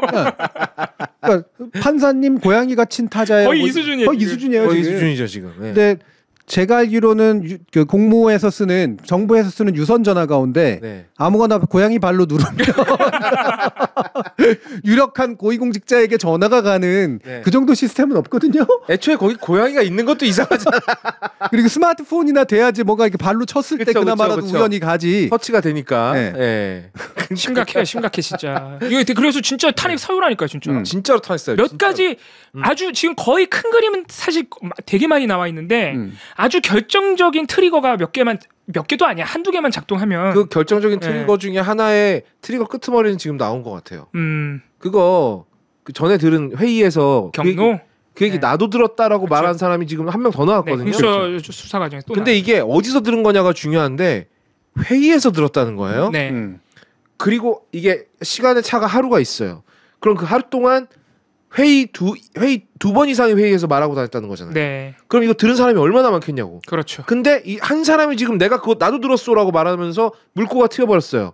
몇 명이 더 나올지 모릅니다. 네. 이렇게 되면 정황상 그냥 확실해지는 거거든요. 그 트리거가 되게 그래서 진짜 그것도 어젠가 그저께인가 나온 되게 중요한 보도인 게 예. 방금 말씀해 주셨다시피 이상한 질책성 당부로 바꾸려 그랬는데 네. 웬걸 증인이 또 나왔어. 그렇지. 그리고 더 있을 것 같아. 더 있을 것 같아. 왜냐하면 박정훈 대령한테 얘기할 때는 김기현 사령관이랑 둘이만 있다 그랬거든요. 네. 이건 박정훈 대령도 얘기를 했어요. 너무너무 놀래가지고 이첩부류 지시가 나와서 너무 놀래서 사령관한테 물어봤더니 나한테만 얘기해줬다. 근데 이번에 나온 사람은 회의 자리라고 해버린 거야. 그렇지. 그러면은 이종섭 장관한테 했다는 질책성 당부는 이미 무너졌어요. 이미 끝난 거죠. 네. 그렇죠. 네. 예. 되게 위험한 상태죠. 사실. 네. 이거 진짜 어떻게 끼워 맞추려고 이렇게 계속 거짓말을 하나? 그러니까 되게 허술하게 세워진 그 일종의 하우스 오브 카즈야. 예. 예, 종이의 집이거든요 지금. 근데 이게 지금 엄청 흔들리고 있어 지금. 예. 팅팅팅팅 하면서 지금. 예. 그러니까 이거를 지금 덮고 있다고 특검이 못하게. 아, 이게 더 심각한 문제인 거예요. 그러네. 네. 이거는 뭐 예를 들면 다툴 수라도 있지. 다툼의 여지라도 있고 그렇게 해서 들어가면 네. 이거 뭐 만약에 예를 들면 저기 대통령은 형사소출 안 당하잖아. 네. 그리고 솔직히 검찰로 어차피 넘어가야 되는데 검찰에서 뭉개면 되잖아요. 맞아. 그러니까 네. 검찰에서 호성 받아가지고 뭉개면 돼. 끝나는 거지. 이렇게 되면 어쨌든 대통령은 재임 기간 중 형사소출을 안 당하고 그리고 이거는 만약에 재판을 하더라도 대통령은 빠진 채 그러니까 기소를 안 당하니까 네. 주변 인물만 뭐 기소를 당하거나 하더라도 네. 또는 뭉갤 수가 있는 거 아니에요. 네. 시간 끌기거든. 네. 적어도 재임 기간에 탄핵당하는 일은 없으려고. 네. 근데 그걸 막겠다고 지금 그러니까 비누방울을 거대하게 불어가지고 네. 하우스 오브 카즈를 막아놨단 말이에요. 네. 근데 이거는 탄핵 사유가 맞다고. 그러니까 이재명, 그러니까 오히려 대통령이 위헌까지 자꾸 꺼내들 정도로 삼권 분립까지 어렵게 꺼내들 정도로 말의 수위가 더 복잡해지고 수위가 높아질수록 사실은 어떻게 보면 이재명 대표나 야당에서 민주당에서 탄핵 얘기가 나오는 거는 그래서 더 자연스럽고 너무나 자연스러운 거예요. 자기 스스로가 지금 쌓고 있는 마일리지거든. 마치 마일리지. 왜 그거 있잖아요. 법카인데 개인 마일리지 뺏어 쓰는 것 같은 그런 느낌? 가끔 그런 경우가 있죠. 탄핵 마일리지. 네. 법카 긁고 나서 마일리지는 이걸로 쌓아주세요. 네. 이러는 경우도 있고요. 네. 반대 경우는. 네. 아무튼 그러면요, 교수님. 이게 이제 결정적인 뭐가 하나 있어야 돼요. 네. 그러니까 이게 정말로 탄핵이라는 게 구체화가 되기 위해서는 어떤 게 가장 효과가 좋다고 보세요? 그러니까 공수처 수사 내지는 그런 곳에서 명백한 증거가 더 나온다. 네. 1번. 네. 아니면 최상병 특검이 소신표들로 인해서 그냥 국회를 통과해버린다. 네. 아니면 대통령이 에이 못해 먹겠다 이러고 하야 한다. 네. 3번은 거의 가능성이 없어 보이는데. 3번은 좀 위험할 건데 1, 2번 중에 어떤 게 저는 가장 네. 현실적이라고 표현하지만 현실적인 게 실제로 현실적인지 잘 모르겠고 그냥 현재 주어진 것의 일반적인 경로로 치면 제 예상은 틀릴 수 물론 있습니다만 21대 국회 막판에서 꽤 위협적일 정도의 그 여권 내 반란표가 나와. 그러면 이제 그게 확인되는 게 되게 중요하거든요.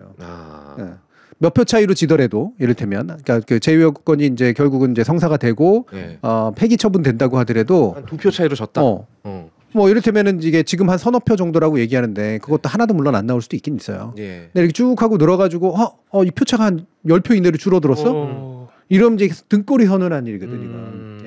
그게 더 중요한 효과는 뭐냐면 이제 거기서 옆에서 이제 큰일 난 거야. 이게 레임덕이라는 게 바로 그런 거거든. 수사기관도 이게 뭐야? 좆될 수 있겠다. 그리고 국회의원들도 어이? 이런 정도 아무리 이렇게 막 그 예산권 쓰라고 그래도 이렇게 하는 사람들이 있다는 얘기는 이거 좀 심각한데? 그렇죠. 그렇지? 여기서 빨리 내가 빠져나가서 깃발을 꽂지 않으면 안 될 것 같은데? 이렇게 생각을 하게 만들 수가 있단 말이에요. 하기사 배신을 할 거면 제일 먼저 하는 게 나아요. 맞죠. 그러면 22대 국회에서 만약에 이게 다시 한번 되고 그 과정에서 예를 들면 수사기관이나 이런 데서 조금이라도 약간 더 똘끼를 발휘하는 수사관이 나와서 아니면 제2의 윤석열을 꿈꾸는 사람이거나 상당히 이거는 그 국정농단급의 이 수사무마를 위한 대통령실의 직접적인 개입이 있었다라고 하는 것들을 정말 충분히 짐작할 수 있는 사례가 나온다. 거기에서 누군가 폭로가 나온다. 그리고 언론이 그걸 문다. 이러면 이제 일파만파 커지는 거거든. 야, 그러면은 이게 28일 다음 주 재표결이 되게 중요하네. 굉장히 중요하죠. 그러니까 솔직히 뭐 3명이라 그래 3-4명보다 조금만 더 나와도 이게 대통령실에서는 그러니까 대통령실도 아니야. 대통령이 엄청 충격 먹겠네. 당연하지. 내가 지금 그렇게 애를 쓰고 꼴랑 3명이라 그러는데 예를 들어서 거기 3명만 더 추가돼도 대통령이 이렇게까지 하는데 안 통한다 이거 아니에요. 3명만 더 나와도. 그렇지. 네. 무기명이라서 누굴 잡아줘야 될지 몰라. 왜냐하면은 대통령 입장에서는 그냥 이거 큰일 났다 이거지만 예를 들어서 다음 국회에 들어갈 이제 당선인들 입장에서는 야 이거 장난 아니구나. 줄 잘 서야겠다. 이거 지금 눈치 보니까 대통령은 안 달란 것 같고 자꾸 우리 만나러 와가지고 뭐 제2법관 얘기하고 그러는데 잘 생각해야 되는구나. 그래서 여당 국회의원도요. 당대표 쫓아내고 이런 거 다 봤어요. 토사구팽 당하는 거 봤다고. 근데 약간 섭부는 예상인데 그러면 대통령이 다음 지금 전당대회 좀 있어 할 거 아니에요. 국민의힘이 다음 당대표를 자기 사람 꽂으려고 또 엄청 노력하겠는데요. 그럼. 그렇죠. 그러니까 적어도 자기 사람까지는 아니라고 하더라도 한동훈이 하면 안 된다는 생각이 근데 한동훈 유승민은 안 돼. 나온다고 선언을 해버렸는데 한동훈은. 한동훈 유승민은 안 돼. 나경원 정도는 모르겠어. 딱 요 입장이거든. 근데 나경원은 과연 뒤통수 안 칠까요? 나경원은 그 뒤통수 치는 그 배포는 없는 사람이야.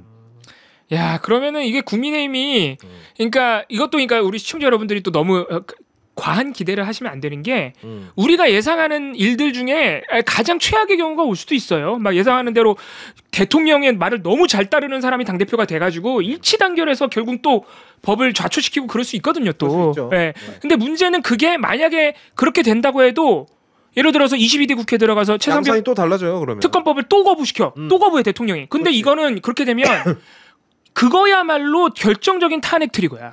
만약에 최상병 특검으로 한 번 더 거부한다 그러면 그렇잖아요, 솔직히. 네. 여론이 더 들고 일어나. 근데 윤석열 대통령 분명히 거부할 거예요.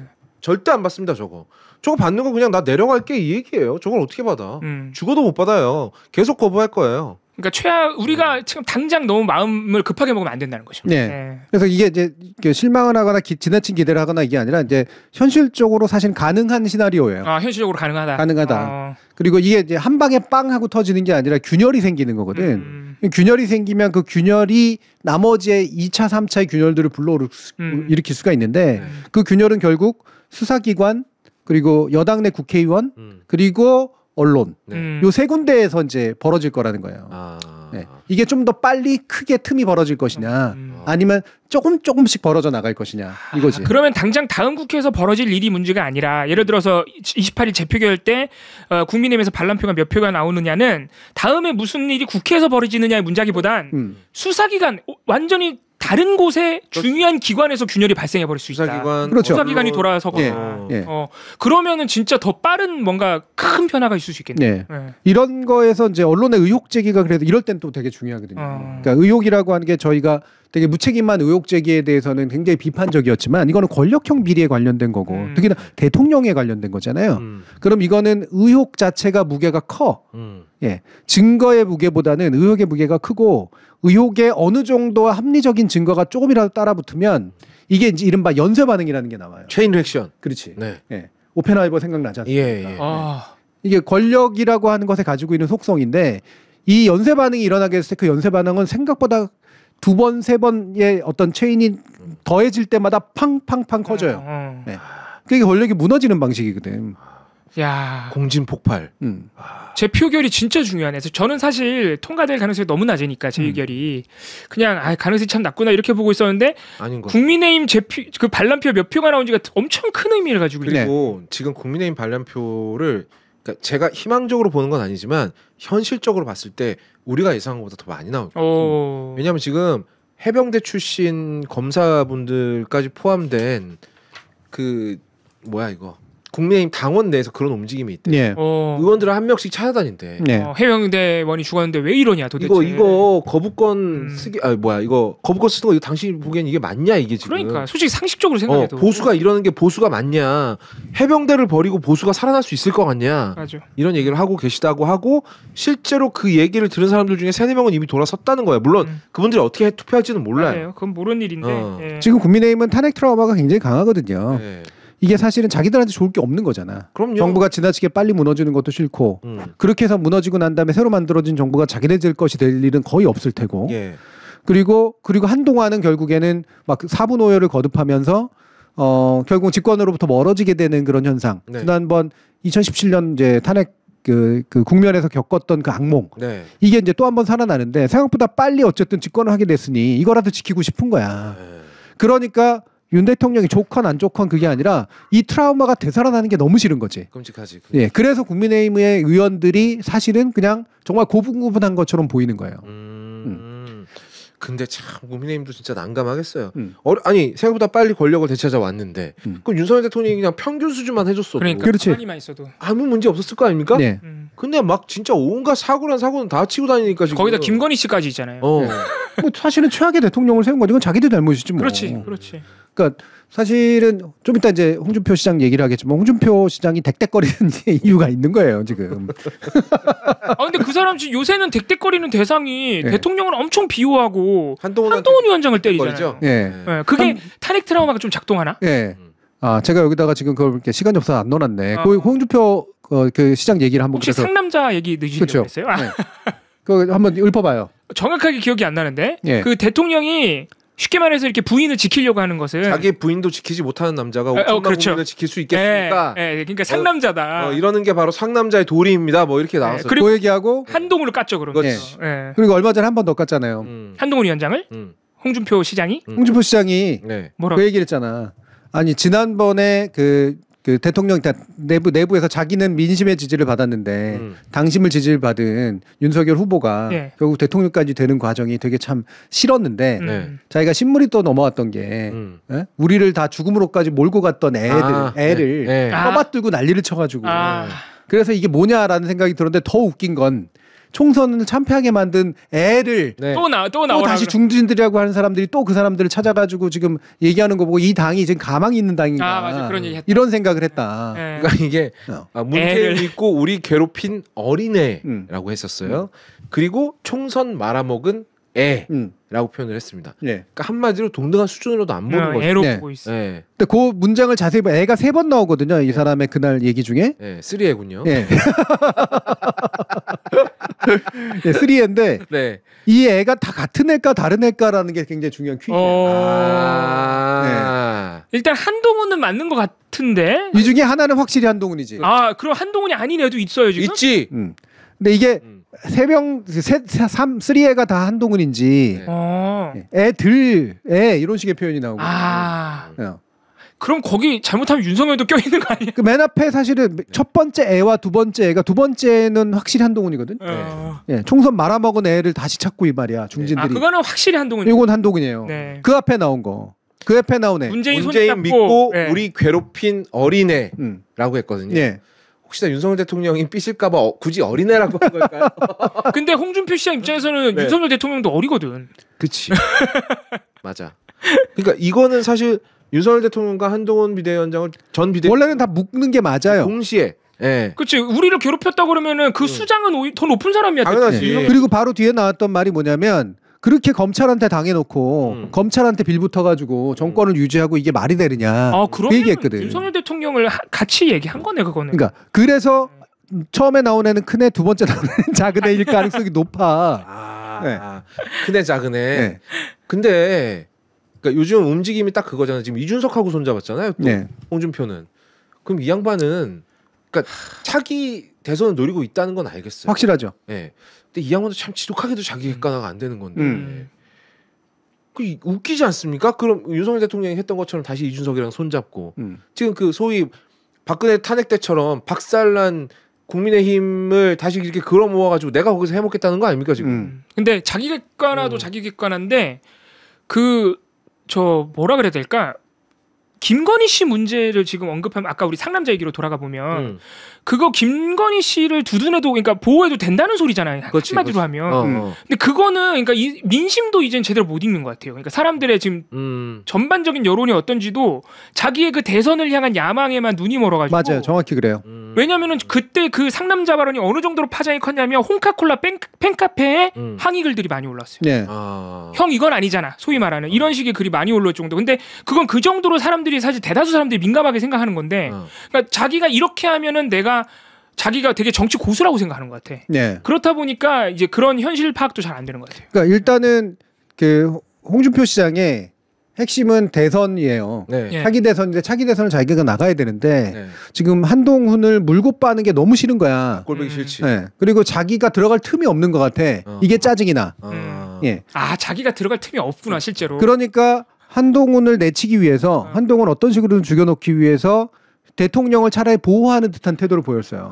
그런 전략을 쓴 거구나. 한동훈은 그 위원장을 만나자고 밥 먹자고 그러고선 까이기 전에 홍준표 시장을 먼저 만났잖아요. 맞아요. 그 확실히 엄청 진짜 정치적인 사람이구나 모든 행동이. 그래서 윤홍 사이에 나름의 연대감이 생긴 거야. 그리고 거기서 확인했겠지. 한동훈에 대해서 윤 대통령이 가지고 있는 마음이 너무 떠났구나. 그러면 대통령과 한을 이어주는 고리는 끝났으니 나는 한을 치는 데 있어서 윤을 도와주고 윤을 보호해주고 대신 이제 당을 정리해서 내가 이제 다음에 차기 대선을 하는. 그러니까 내가 이 사람의 후계자라고 말하면 사실 속으로는 싫겠지만 어쨌든 차기 대권 주자로서 자리를 확고히 하겠다. 이게 이제 목표였거든. 그런데 중진이라고 자꾸 부르잖아요. 당에서 자꾸 한동훈을 당대표로 부르려고 그러고 차기 대권주로 세우려고 그러니까 당내 세력이 없거든. 홍준표 시장은. 없죠. 독고다이로 유명하신 분이잖아요. 그러니까 짜증이 더 나니까 한을 계속해서 애들이라고 때리는 식으로 해가지고 지금 짜증을 내고 있는 상태가 된 거야. 이게 페이스북으로 짜증내는 중이구나. 설명을 해주시니까 그림이 그려진다. 처음에 총선 직후에는 한동훈을 쳐내서 내 자리를 만들기 위해 윤석열 대통령은 손을 잡았어. 그렇게 하면 될 줄 알았어. 그렇지. 한동훈은 안 오고 내가 들어갈 자리가 딱 만들어진다. 그런데 당의 중진이라는 사람들이 한동훈을 데리고 왔어 사실상 이미. 이제는 윤석열 대통령이 보호할 필요가 없는 거죠. 그렇지. 왜냐하면 그 전에 세워놨던 계획대로 안 됐으니까. 안 됐죠. 예. 그 중진들은 어차피 대통령 사람일 거고. 그렇지. 뭐 그것까지는 좀 비하일 수는 있지만 그거는 건너뛰더라도. 네. 그러니까 이제는 윤석열 대통령을 편을 들어줄 필요가 없으니까 문재인 대통령 손잡고 우리를 괴롭혔던 놈들 애들 이렇게까지 가는 거고. 그중에 그렇죠. 작은 애. 그중에 작은 애. 그러니까 한동훈에 대한 그리고 거기에 빌붙어 먹는 것 같다는 자신이 보기엔 국민의힘 주류에 대한 강한 이제 분노가 지금 폭발이 된 거예요. 그래서 지금 말을 통제를 못해. 그러니까 애들 이러고 있는 거지. 상남자 이런 얘기도 나오는 거고. 그래서 페이스북에 하루에 3개씩 올리시는구나. 그러니까 탈당 얘기 나오니까 무슨 소리하고 너희들은 뭐 독해도 못하냐 또 이 얘기하는 거예요. 맞아요. 아니 근데 어쨌든 그렇게 싫어도 정치인이라는 사람이 자기 당 동료 의원들을 갖다가 애들이라고 표현을 하고 그러니까 주변에 사람이 없죠. 그렇게 해버리면은 이게 과연 그 자기 야망에도 좋냐는 거죠. 안 좋을 것 같다는. 이제 이분이 지금까지 이렇게 혼자밖에 없고 세력이 없는 이유는 그게 주변 이게 없어 여유가 이분은. 막 이게 격정이 일어나면은 자기 분에 못 이겨가지고 막 여기저기 다 찌르시는 분인 것 같아. 네. 그래서 지금은 진짜 오로지 하나 이제 대선 그리고 여기에 꽂혀 있다 보니 갈팡질팡하고 말은 더 거세지고 그래서 점점 사람이 안 붙는 상태. 그러니까 제 말이 그 말이에요. 지금까지도 이렇게 된 거예요. 오히려 더 안 좋을 것 같아 자기 행보에. 당연하죠. 그 전에는 사실은 상남자 전까지만 해도 살짝 통쾌하다고 생각하는 사람들이 있었거든요. 그리고 좀 젊은층은 예를 들면 홍준표 시장에 대해서 여전히 가지고 있는 약간의 희망 이런 것들이 좀 있었다고. 콩카콜라. 지금 윤한으로 이어지는 게 싫은 사람들. 근데 그거조차도 지금 스스로가 허물고 있어요. 스스로 흔들고 있네. 이분도 하우스 오브 카드를 하나 올렸군요. 그렇죠. 아무도 모르는 사이에 대구에서 혼자. 제가 볼 때는 되게 안 좋은 길로 지금 들어섰고요. 그리고 이제 직구 문제를 통해서 이상하게 또 차기 대권 주자들이 싸우고 있는 양상들이 나옵니다. 차기 대권 주자. 자기들끼리 괜히 싸워요. 자기가 차기 대권 주자라고 생각하는 사람들이. 한동훈 전 위원장도 포함되는 건가요? 당연하죠. 그렇죠. 그래서 요거를 묶어서 한번 가봅시다. 이게 왜냐면 KC 인증 관련된 그 직구 사태는 사실 이거 가지고 엄청나게 분석할 필요까지는 없고요. 정부가 좀 바보짓을 한 거고 그리고 확실히 홍보 전략도 떨어지는 것도 분명한 것 같고 정책 집행 과정에 굉장한 문제가 있다라고 하는 걸 보여줘요. 맞아요.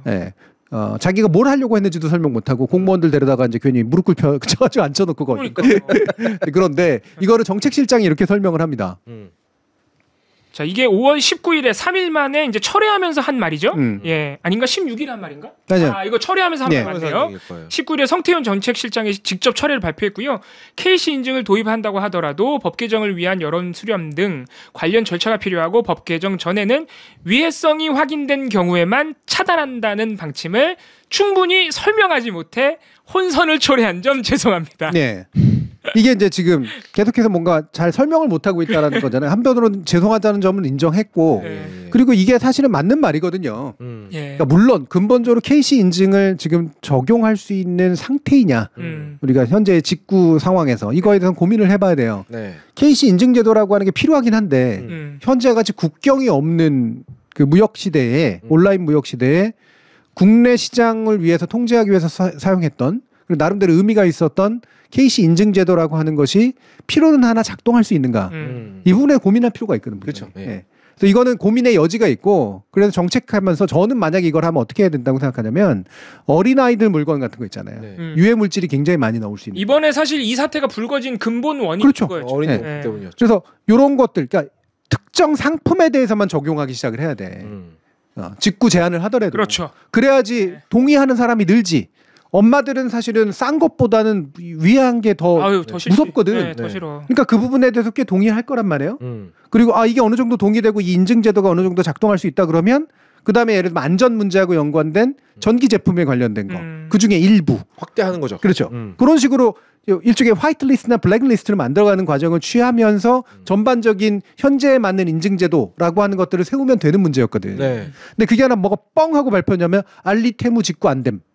실제로 보도 왜 이게 거짓말이냐면요. 방금 함께 본 발언이 거짓말인 게 이게 뭐 원래는 우리는 위해성이 확인만 된 것만 차단하려 그랬어요. 설명이 잘못됐어요. 근데 16일 날 버젓이 직구 원천 차단이라고 보도 자료를 내놓고 그러니까 자기들이 보도 자료를 냈잖아요. 거짓말이에요, 거짓말. 네. 네거티브 방식이 아니어서 포지티브 방식이었다고.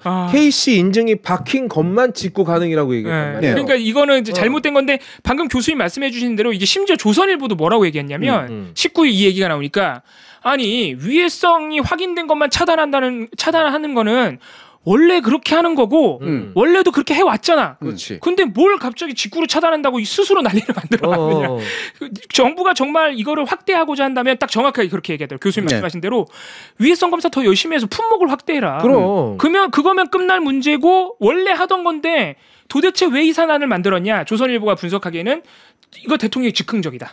이런 얘기를 하더라고요. 그랬더니 대통령실에서는 고위관계자가 뭐라 그래요? 대통령은 보고도 받지 못했고 알지도 못한다. 그러면 대통령 뭐 지금 허수아비입니까? 아무것도 몰라요. 근데 이게 일요일 날 나온 공무원들 보시면 한 부처 공무원만 나온 게 아니거든요. 다 나왔어요. 다 끌려 나왔더라고요. 이거는 국정조정실에서 국무조정실에서 이미 조정을 했던 사례라는 것도 인정했고 그러지 않으면 안 되는 거거든요. 협업을 하지 않으면. 국무조정실에서 조정해서 발표한 사안을 대통령이 보고를 안 받았어? 우리 국무총리 잘라야지 그럼. 그렇지. 국무총리가 그럼 더 이상 그 자리에 앉아 있으면 안 되는 사람이 앉아 있는 거지. 그러니까 이게 여러모로 지금 완전히 정책이 좀 이상하게 굴러가고 있다라고 하는 것들을 눈에 뻔히 보여주는 사례거든요. 여기에 대해서 물론 그냥 단순하게는 아니 직구 못 한다고 싼 거 못 산다고 그러니까 이제 사람들이 열받았다고 이렇게 되고 있는데 그랬더니 또 위로한다 그런 얘기잖아. 저렴한 제품을 구매하고자 하는 국내 소비자들의 그 마음을 이해하지 못하고 이렇게 해서 죄송하다고. 근데 나는 그거 되게 기분 나쁘게 들려. 기분 나쁘지 당연히. 야 내가 우리는 정가 주고 사서 니네처럼 그지같이 싼 거 쓰는 애들 마음은 몰랐네. 야 미안해. 진짜 기분 나쁜 얘기죠 이게. 갑갑해. 그러니까 하여튼 이게 한두 개가 아니에요. 문제가 있는 게. 그러니까 이거는 약간 미스테리할 정도예요. 왜 이러는 것이 도대체. 예전에 이명박 때 누구예요? 지금도 장관하시는. 지금 장관하고 있어? 문화부 장관. 유인촌 장관이 그때도 문화부 장관이었는데. 맞아, 그때 문화부 장관. 그때 아이패드 직구 금지 해가지고. 맞아요. 일본이나 이런 데 사오는 거 안 되는. 그래서 거기에 홀딩 시켜가지고 걸려 있었거든요. 실제로 이런 일이 있었어요? 있었어요. 그때도 이제 전파 인증 문제를. 전파 인증 문제. 사람들이 그냥 이렇게 저렇게 사니까. 전파 인증 문제 있다. 누군가가 찌른 거야. 이거 우리 수입 정식 통관 절차도 거치지 않고 그러니까 이를테면은 이제 배송 대행제나 이런 걸 써가지고 오고 있다. 그러니까 이거 막아야 된다. 그러니까 막은 거야. 그때 방통위가 막고 이제 문화부에서 나서 그랬거든. 그때 유인촌 장관이 태블릿 PC 들고 나와서 발표했거든. 그랬더니 사람들이 아니 유인촌은 왜 태블릿 들고 있고 그거 전파 인증 받은 거냐고. 이게 약간 나름의 연출이라고 생각했었나 봐요. 그 양반은. 아니 그리고 그때 그 당시에 직구로 들어오던 아이패드 중에서 와이파이 버전이 훨씬 많았어요. 기본적으로 전파 인증 필요 없다고. 와이파이 버전은. 와이파이 버전 필요해요. 필요합니까? 네. 와이파이도 전파가 들어가는 거기 때문에 주파수 전파 인증을 해야 돼요. 규격 와이파이만 쓰면 되는 거 아니었나요? 물론 이제 그렇긴 하죠. 근데 어쨌든 인증은 원래는 인증이 있어야 되고 정식 수입 절차를 거쳐야 되고 지금보다 그때는 훨씬 이제 무역 장벽이 높았기 때문에 그래서 그 자체가 틀린 건 아니지만 그때도 이미 개인이 들고 오는 건 괜찮았어. 개인이 들고 오는 건 면제였다고. 근데 문제가 배송 대행이라는 게 개인이 그걸 사가지고 들고 오는 게 아니니까 걸면 걸리는 거야. 근데 한 방에 걸었어요. 그래서 사람들이 난리 났거든. 저도 그때 난리 났습니다. 얼려닥터. 잡혀 있었다고 열받아가지고. 뭘 배웠냐는 거지. 뭘 배웠. 그때 이후로 지금 몇 년이 지난 거예요? 거의 한 10년이 뭐야? 10년이 뭐야? 15년이 지난 거 아니에요? 15년. 그리고 이게 그거를 지금 다시 그러니까 2탄을 하고 있는 거. 더 무식한 방법. 이게 더 심각한 문제 같아요. 이게 더 심각해. 아이패드는 한 품목이고. 막상 없어도 대체제가 있잖아요. 이거 그럼요. 전파 인증으로 사실 전파 인증으로 직구하는 물품 중에 개인 거래를 해버리면 지금도 단속해요. 그럼요. 근데 그게 조금 공부해 보니까 이번에 저도 KC 인증 때문에 전파 인증을 좀 알아봤는데 전파 인증은 실제로 위험성이 있대요. 그러니까 비규격 전파를 써버리면 국내 서비스가 방해를 받는다거나. 그렇죠. 있죠. 그리고 전파는 훨씬 더 안보 문제하고 연관이 있기 때문에 해킹의 위험이 있고. 그게 그래서 실제 어느 정도 이해는 가는데 그것도 사실은 단속도 열심히 안 하고 어느 정도 이렇게 풀어준 상태. 왜냐하면 이게 그런 전파 인증과 KC 인증도 마찬가지인데 이거는 기본적으로 판매자들에게 책임을 지우기 위한 거래요. 그렇죠. 아무거나 팔지 마. 아무거나 팔면 되게 위험해. 그러니까 판매자들 너희들 비용을 더 쓰든가 책임을 져라. 문제가 발생했을 때. 그래서 기본적으로는 이걸 구매자들 탓을 하는 제도가 아니래요. 전파 인증이나 KC 인증이. 근데 만약에 직구를 금지해버리면 이건 개인 구매자를 탓해버리는 게 되기 때문에 정부가 제도 자체를 모르는 것 같다. 이런 분석 기사가 있더라고요. 네, 그렇기도 하고 실제로 이건 필요한 부분들이 있긴 있는데 이게 유럽연합이나 이런 데처럼 예를 들면은 결국은 그 애플로 하여금 USB-C를 쓰게 만드는 정도의 시장 통제력, 시장이 굉장히 크고 시장에 어떤 표준을 만들 수 있고 그리고 표준을 관리할 수 있는 어떤 선을 가졌을 때 사실 쓰는 방식이에요. 그러면 국내의 어떤 안전보호를 위해서 필요한 것들의 가장 우선순위를 잡아가지고 실제로 작동할 수 있는 영역부터 정책을 적용해야 돼. 되게 성급한 정책이야. 그러니까 되게 좀 약간 수준 낮고 좀 초보적인 정책이고. 이게 문제래? 야 금지시켜. 그 정도 수준에. 그러니까. 이거는 자기들도 나중에 인정했듯이 법 개정 사안도 일부 들어가 있고 그리고 그 전에 화이트리스트나 블랙리스트를 만들기 위한 어떤 작업과 함께 그게 시장에서 문제를 안 일으키도록 설득하거나 또 알리거나 이런 작업들이 되게 필요한데 뻥 하고 갑자기 이 보도자료를 내버렸잖아요. 그것도 오해할 만한 보도자료를. 심지어 처음에 16일 보도자료를 낼 때는 법적 근거가 있다 그랬어요. 19일 날 발표할 때는 아직 법 개정이 필요하다고 해놓고 법적 근거가 있대 관세법에. 야 대단한 사람들이야. 그러니까 자기들이 자초한 일이라고 이거는. 그러니까 여기서 의심이 생겨. 저는 음모론자가 아니지만 그거 왜 그때 그렇게 급하게 그러니까 설명이 안 되잖아 이게. 왜 급하게 했지? 설명이 안 돼. 아니 법 개정 사안인데. 그럼 음모론이지. 설명이 안 돼. 여기저기 유튜브에서 지금 이거 가지고 음모론 활발하게 나오고 있어요. 그거는 나올 수밖에 없어. 거예요. 그러니까 뭐 예를 들면 방금 말씀하신 민간 인증제도에 돈 퍼주려고 그러는 거다. 그것도 해가지고 되게 다양한 음모론도 있죠. 그게 가장 저는 설득력이 있더라고요. 물타기론도 있고요. 근데 너무 시기적으로 생뚱맞아요. 너무 어이가 없는 타이밍에 튀어나왔어요. 그래서 제가 봤던 게 웃고만 넘어갈 수는 없는데 라인 사태를 덮기 위해 뭐 그런 얘기도 있어요. 악재를 악재로 덮. 그거면 정말 IQ가 두 자리. 그게 이정훈의 음모론이에요. 그래? 야, 나 이정훈 교수님하고 통했다. 그래도 반중 정서를 활용한 그 반일 정서에 대비한 반중 정서를 활용하는. 그래서 우리 대전에서도 그 얘기를 하신 얘기를 한 거죠. 네거티브는 네거티브로 덮는다. 뭐 난 그때는 이해가 안 가는데 이거를 갔다 와서 공부를 해보니까 이해가 가더라고. 심지어 그걸 갔다 와서 공부한 다음에 알았어요. 자, 그런데 이거 가지고 난데없이 오한이 일어나는 싸움이 있습니다. 오한 대전입니다. 오한 대전에 앞서서 제가 지금 오한이 일어납니다. 아, 그렇습니까? 화장실 갔다 와요. 갔다 오십시오. 후딱 갔다 올 테니까. 이거 그냥 얘기하고 있어도 될 것 같아요. 잠시 저 교수님하고 봉우리만 비추세요. 이제 끝나가니까. 이게 이제 오한대첩에서 먼저 시작한 건 한동훈 전 위원장입니다. 이게 18일 날 이 직구 금지에 대해서 SNS에 의견을 썼는데 이게 거의 총선 끝나고 한 날 만에 현안에 대한 첫 입장이었어요. 그래서 많은 언론이 주목을 했는데 개인 해외 직구 시 KC 인증 의무화 규제는 소비자의 선택권을 지나치게 제한함으로 재고되어야 합니다라고 전잔케 비판했습니다. 그래서 이거는 말 그대로 자기 자신을 윤 정부하고 다른 결을 가지고 있다는 걸 강조하기 위해서 몸을 시동 걸고 있는 거잖아요. 할 말은 한다 포지션? 그렇죠. 그래서 이때 중간에 또 무슨 얘기도 했냐면 저도 직구 해봤는데요. 이 얘기 갖고 들어갔습니다. 공감. 서민론. 그래서 이게 예를들면 분명히 정책적으로 문제가 좀 허술하고 그리고 여당 내부에서도 반발이 일어날 정도로 어느 정도 민심이 움직이고 있는 것에 대한 금방 캐치를 한 거야. 또 그런 건 여론 올라타기지. 그리고 우리 정부가 어떤 정부입니까? 소비자의 선택권을 굉장히 중시하는 정부인데 이런 식의 것들을 하면 우리 정부의 어떤 방향하고도 안 맞는 거 아닙니까? 이런 취지로 얘기하는 그 얘기도 했어요. 자유시장 얘기하면. 그러니까 이게 자기한테는 지금 이게 되게 좋은 떡이 온 거지. 그랬더니 난데없이 오가 등장을 합니다. 오세훈 시장이 이렇게 윤 대통령 좋아하는 줄 몰랐어. 바로 오세훈 시장이 사실상 한동훈 전 위원장을 직격한 겁니다. 이거는. 시민 안전과 기업 보호에 있어서는 금호학과도 타협하지 않겠습니다. 함께 세심하게 명찰 추호해야 할 때 마치 정부 정책 전체에 큰 문제가 있는 것처럼 지적하는 건 여당 중진으로서의 처신에 아쉬움이 남습니다. 이게 여당 중진이라고 했기 때문에 이제 유승민 등등 다른 비판하신 분들을 뜻한 것 같지만 이게 언론에서는 한동훈 때렸다 뭐 이런 식으로. 그렇죠. 그래서 한동훈 위원장이 바로 또 이제 이런 얘기를 하잖아요. 서울시장께서 저의 의견 제시를 잘못된 처신이라고 하셨는데 자유민주주의 사회에서 건설적인 의견 제시를 처신 차원에서 하는 것에 공감할 분은 많지 않을 겁니다. 진짜 잘하신다. 말꼬리 잡는. 우리 같은 서울대끼리는 잘하는 거.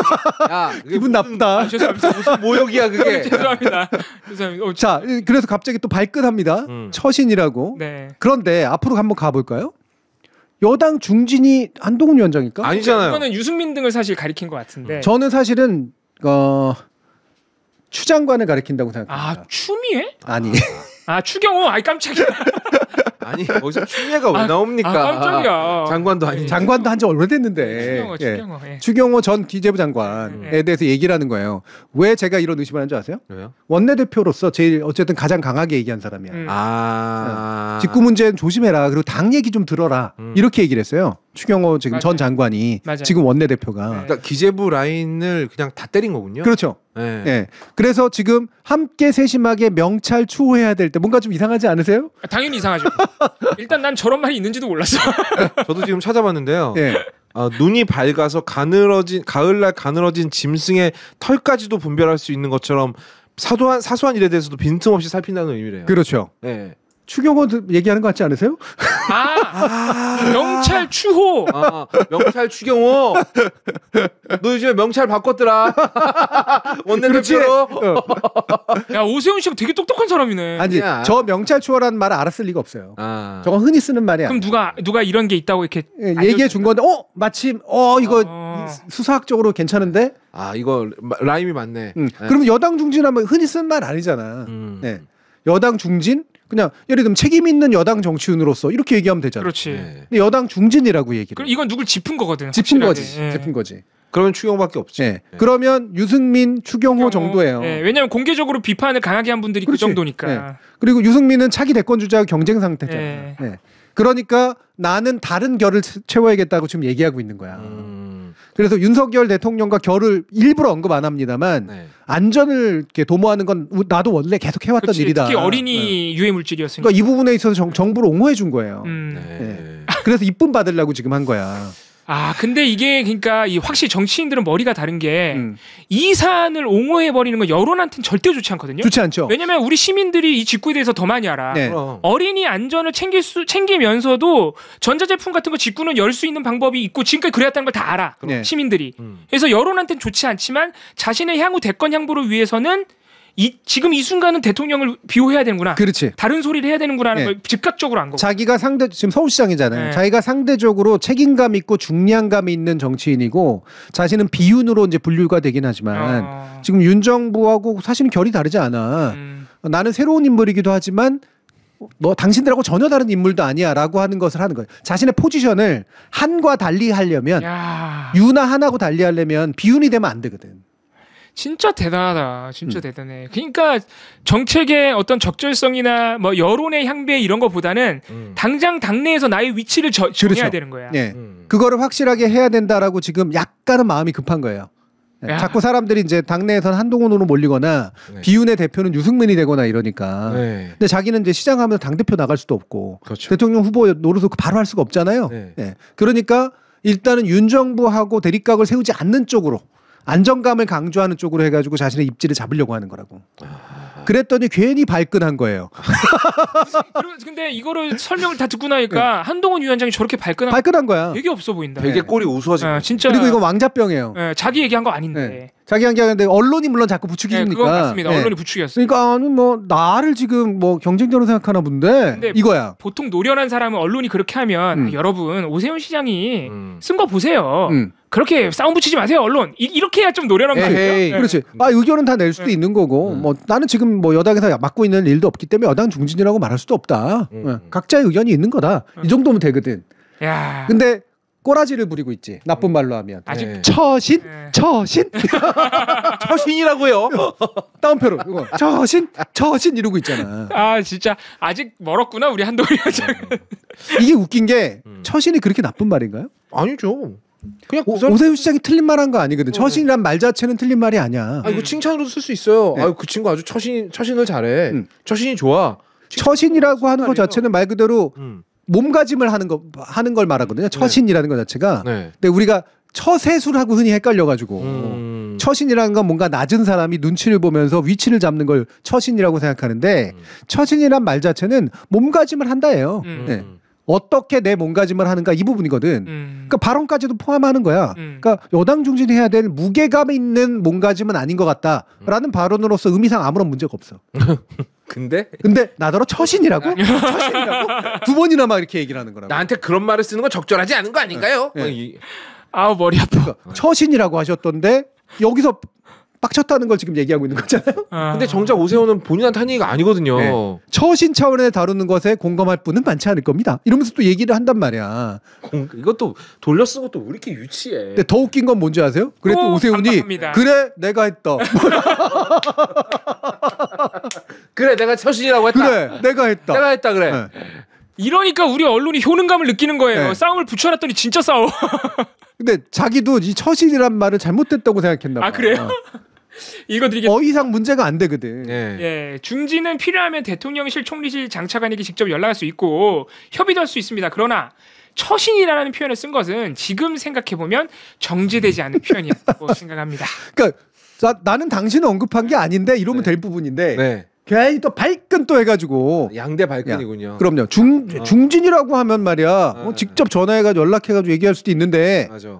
그거를 굳이 SNS에 그렇게 쓸 필요가 뭐 있어? 언제부터 SNS가 정치의 도구가 됐나? 자기도 SNS 써놓고. 그러니까 라고 SNS에 썼습니다. 그렇지. 뭐야 이게? 그래도 이제 자기가 예의 바른 걸 하려고 하는지. 그러니까 예의 바른 철학하려고. 혹시라도 뭐 기분이 나쁘셨다면 죄송하고 뭐 얘기를 하는 거잖아요. 기분이 나빴다면 미안하게 되시다. 뭐 이 정도의 표현인데 이 처신이란 말을 이렇게뿐이 못 쓰는 사람이 무슨 명찰 추호야.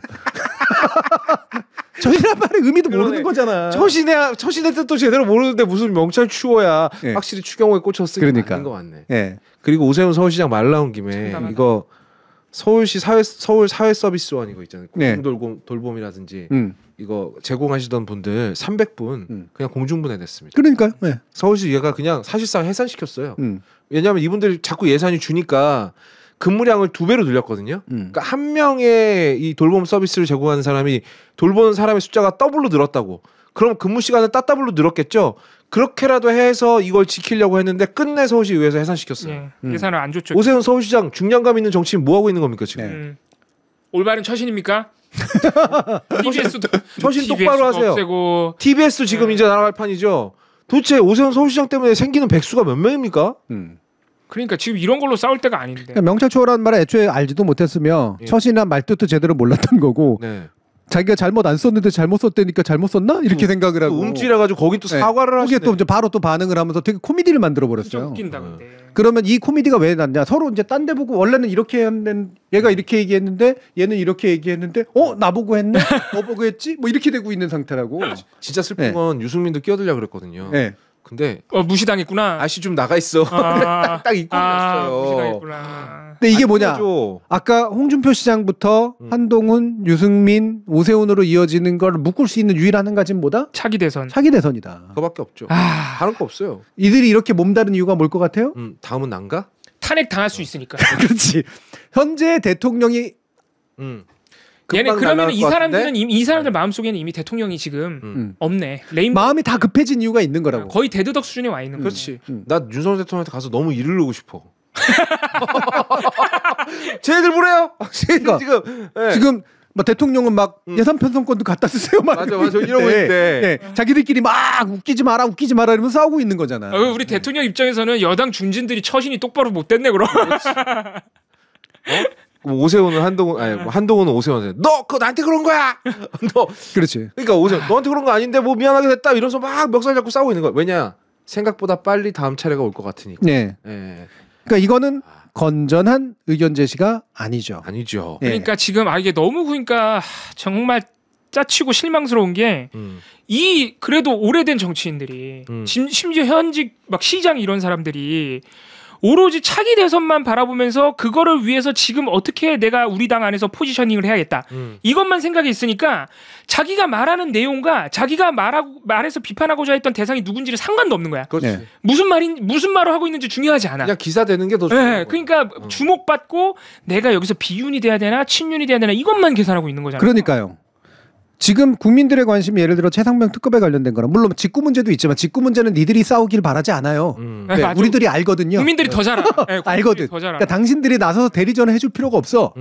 지금 굳이 대리전이 필요하다면 특검 해야 되나 말아야 되나 거부권 옳은가 그른가 이거 가지고 대통령보다 좀 더 멋진 논리로 옹호를 하든가 대통령의 논리를 까든가 그게 지금 대리전이 필요한 상태라고. 참고로 힌트를 드리면 더 좋은 논리로 옹호하는 건 정말 쉽지 않을 겁니다. 차라리 까세요. 네. 그게 훨씬 쉬울 거예요. 그렇죠. 네. 사실은 그게 어렵죠. 네. 좋은 논리가 안 나오지. 나올 수가 없죠. 네. 그러니까 SNS에 건전하게 의견 제시를 안 하지. 그래서 제가 뭐 연장선에서 말씀드리면 그래서 제 언론 보도가 진짜 충격적인데 거부 행사 이후에 확실히 그동안 윤석열 대통령의 그 최해병 관련된 의혹들에 있어서 분명히 보수 언론도 어느 정도는 조금씩 비판해왔거든요. 근데 거부권을 행사하니까 정말 탄핵이 될 것 같다고 생각하나 봐요 언론들이.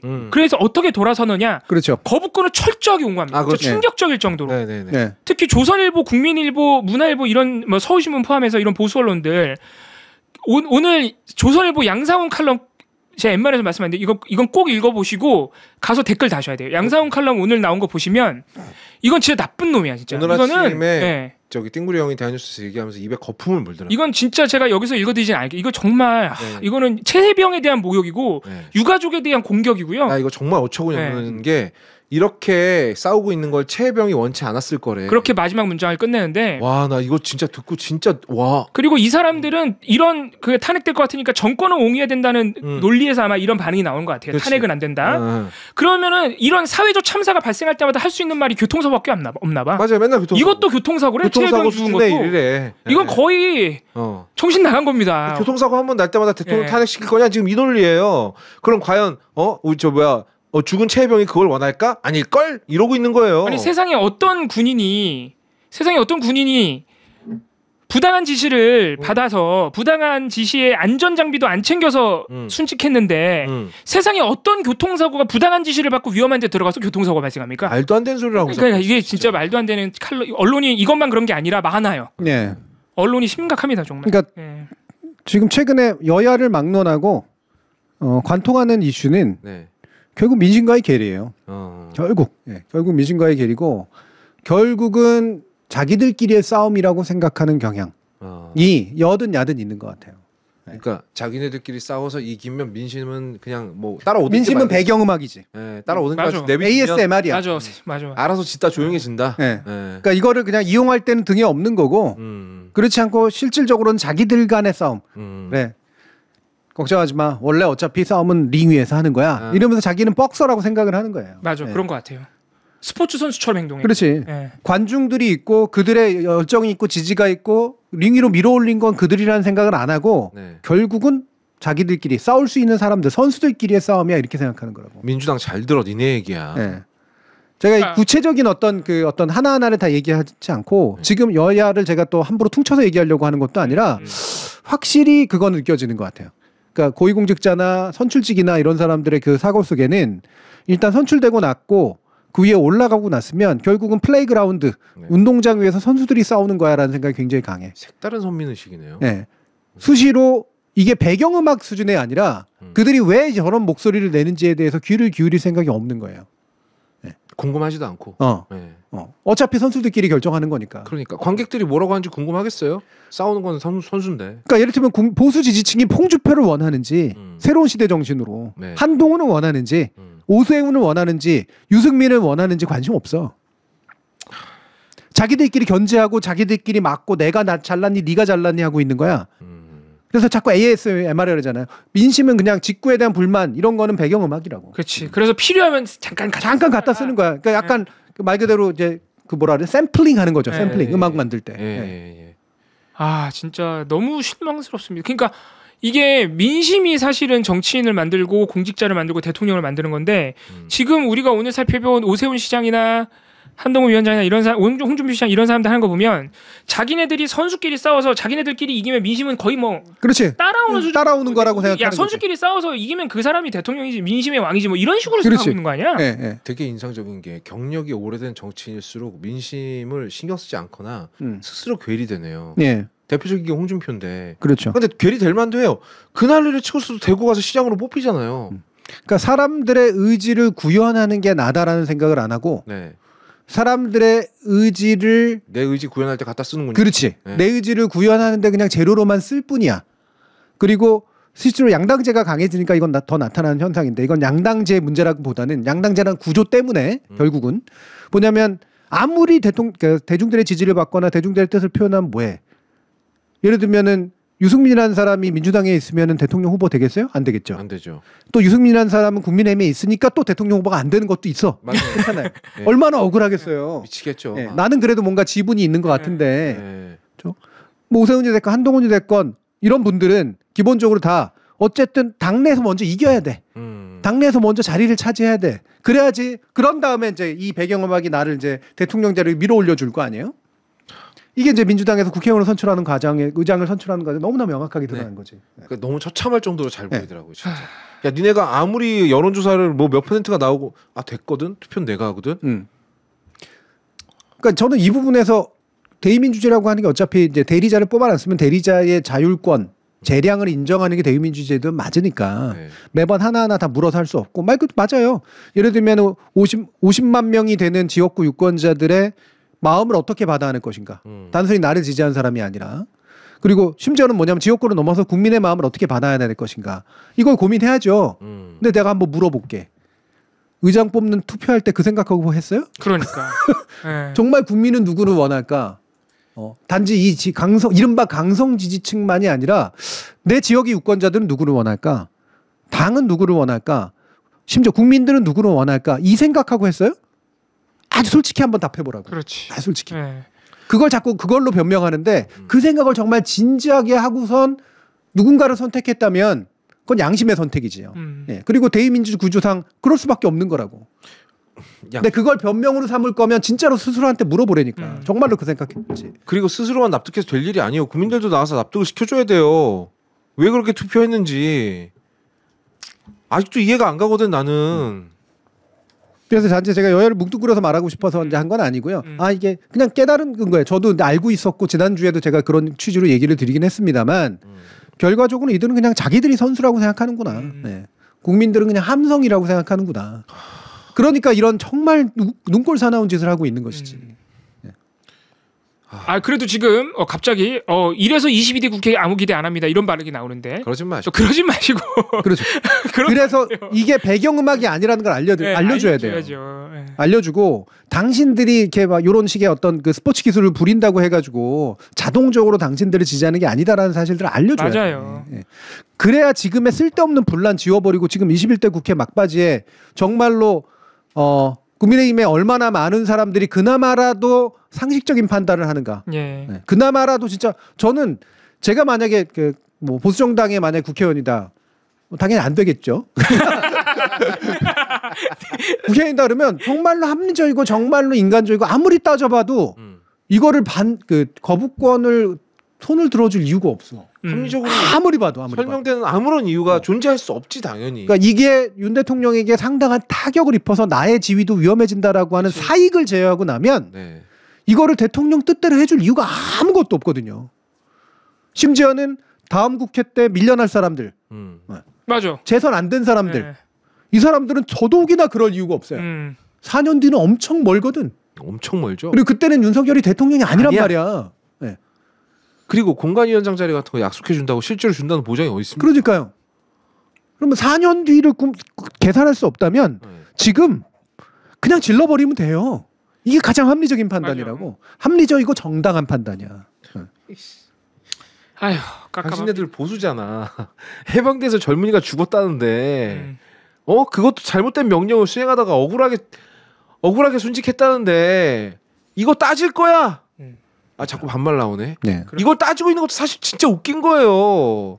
만약에 영국 의회에서 소위 자칭 보수주의자라는 사람이 영국군이 이렇게 억울하게 사망했다. 2번 생각할 것 같습니까? 할까요? 거기도 언제나 정치꾼들은 있는 거니까 하겠죠. 근데 중요한 건 그래서 결과적으로 지금 벌어지고 있는 일들에 제가 우스꽝스럽기 때문에 좀 길게 했잖아요. 지금 거업님도 좀 이제 나중에 네. 합류하시고 그러니까 네. 또 할 말을 얼마나 또 많았겠어. 또 오토바이 타고 오면서 나 없이 얘기하면 안 되는데 나 없이 얘기하면 안 되는데. 너무 재밌으면 안 되는데. 재밌는 거 하는데 제가 리스크를 위스키라고 해가지고. 네. 근데 이걸 다 묶어서 보면 결국엔 이거구나. 네.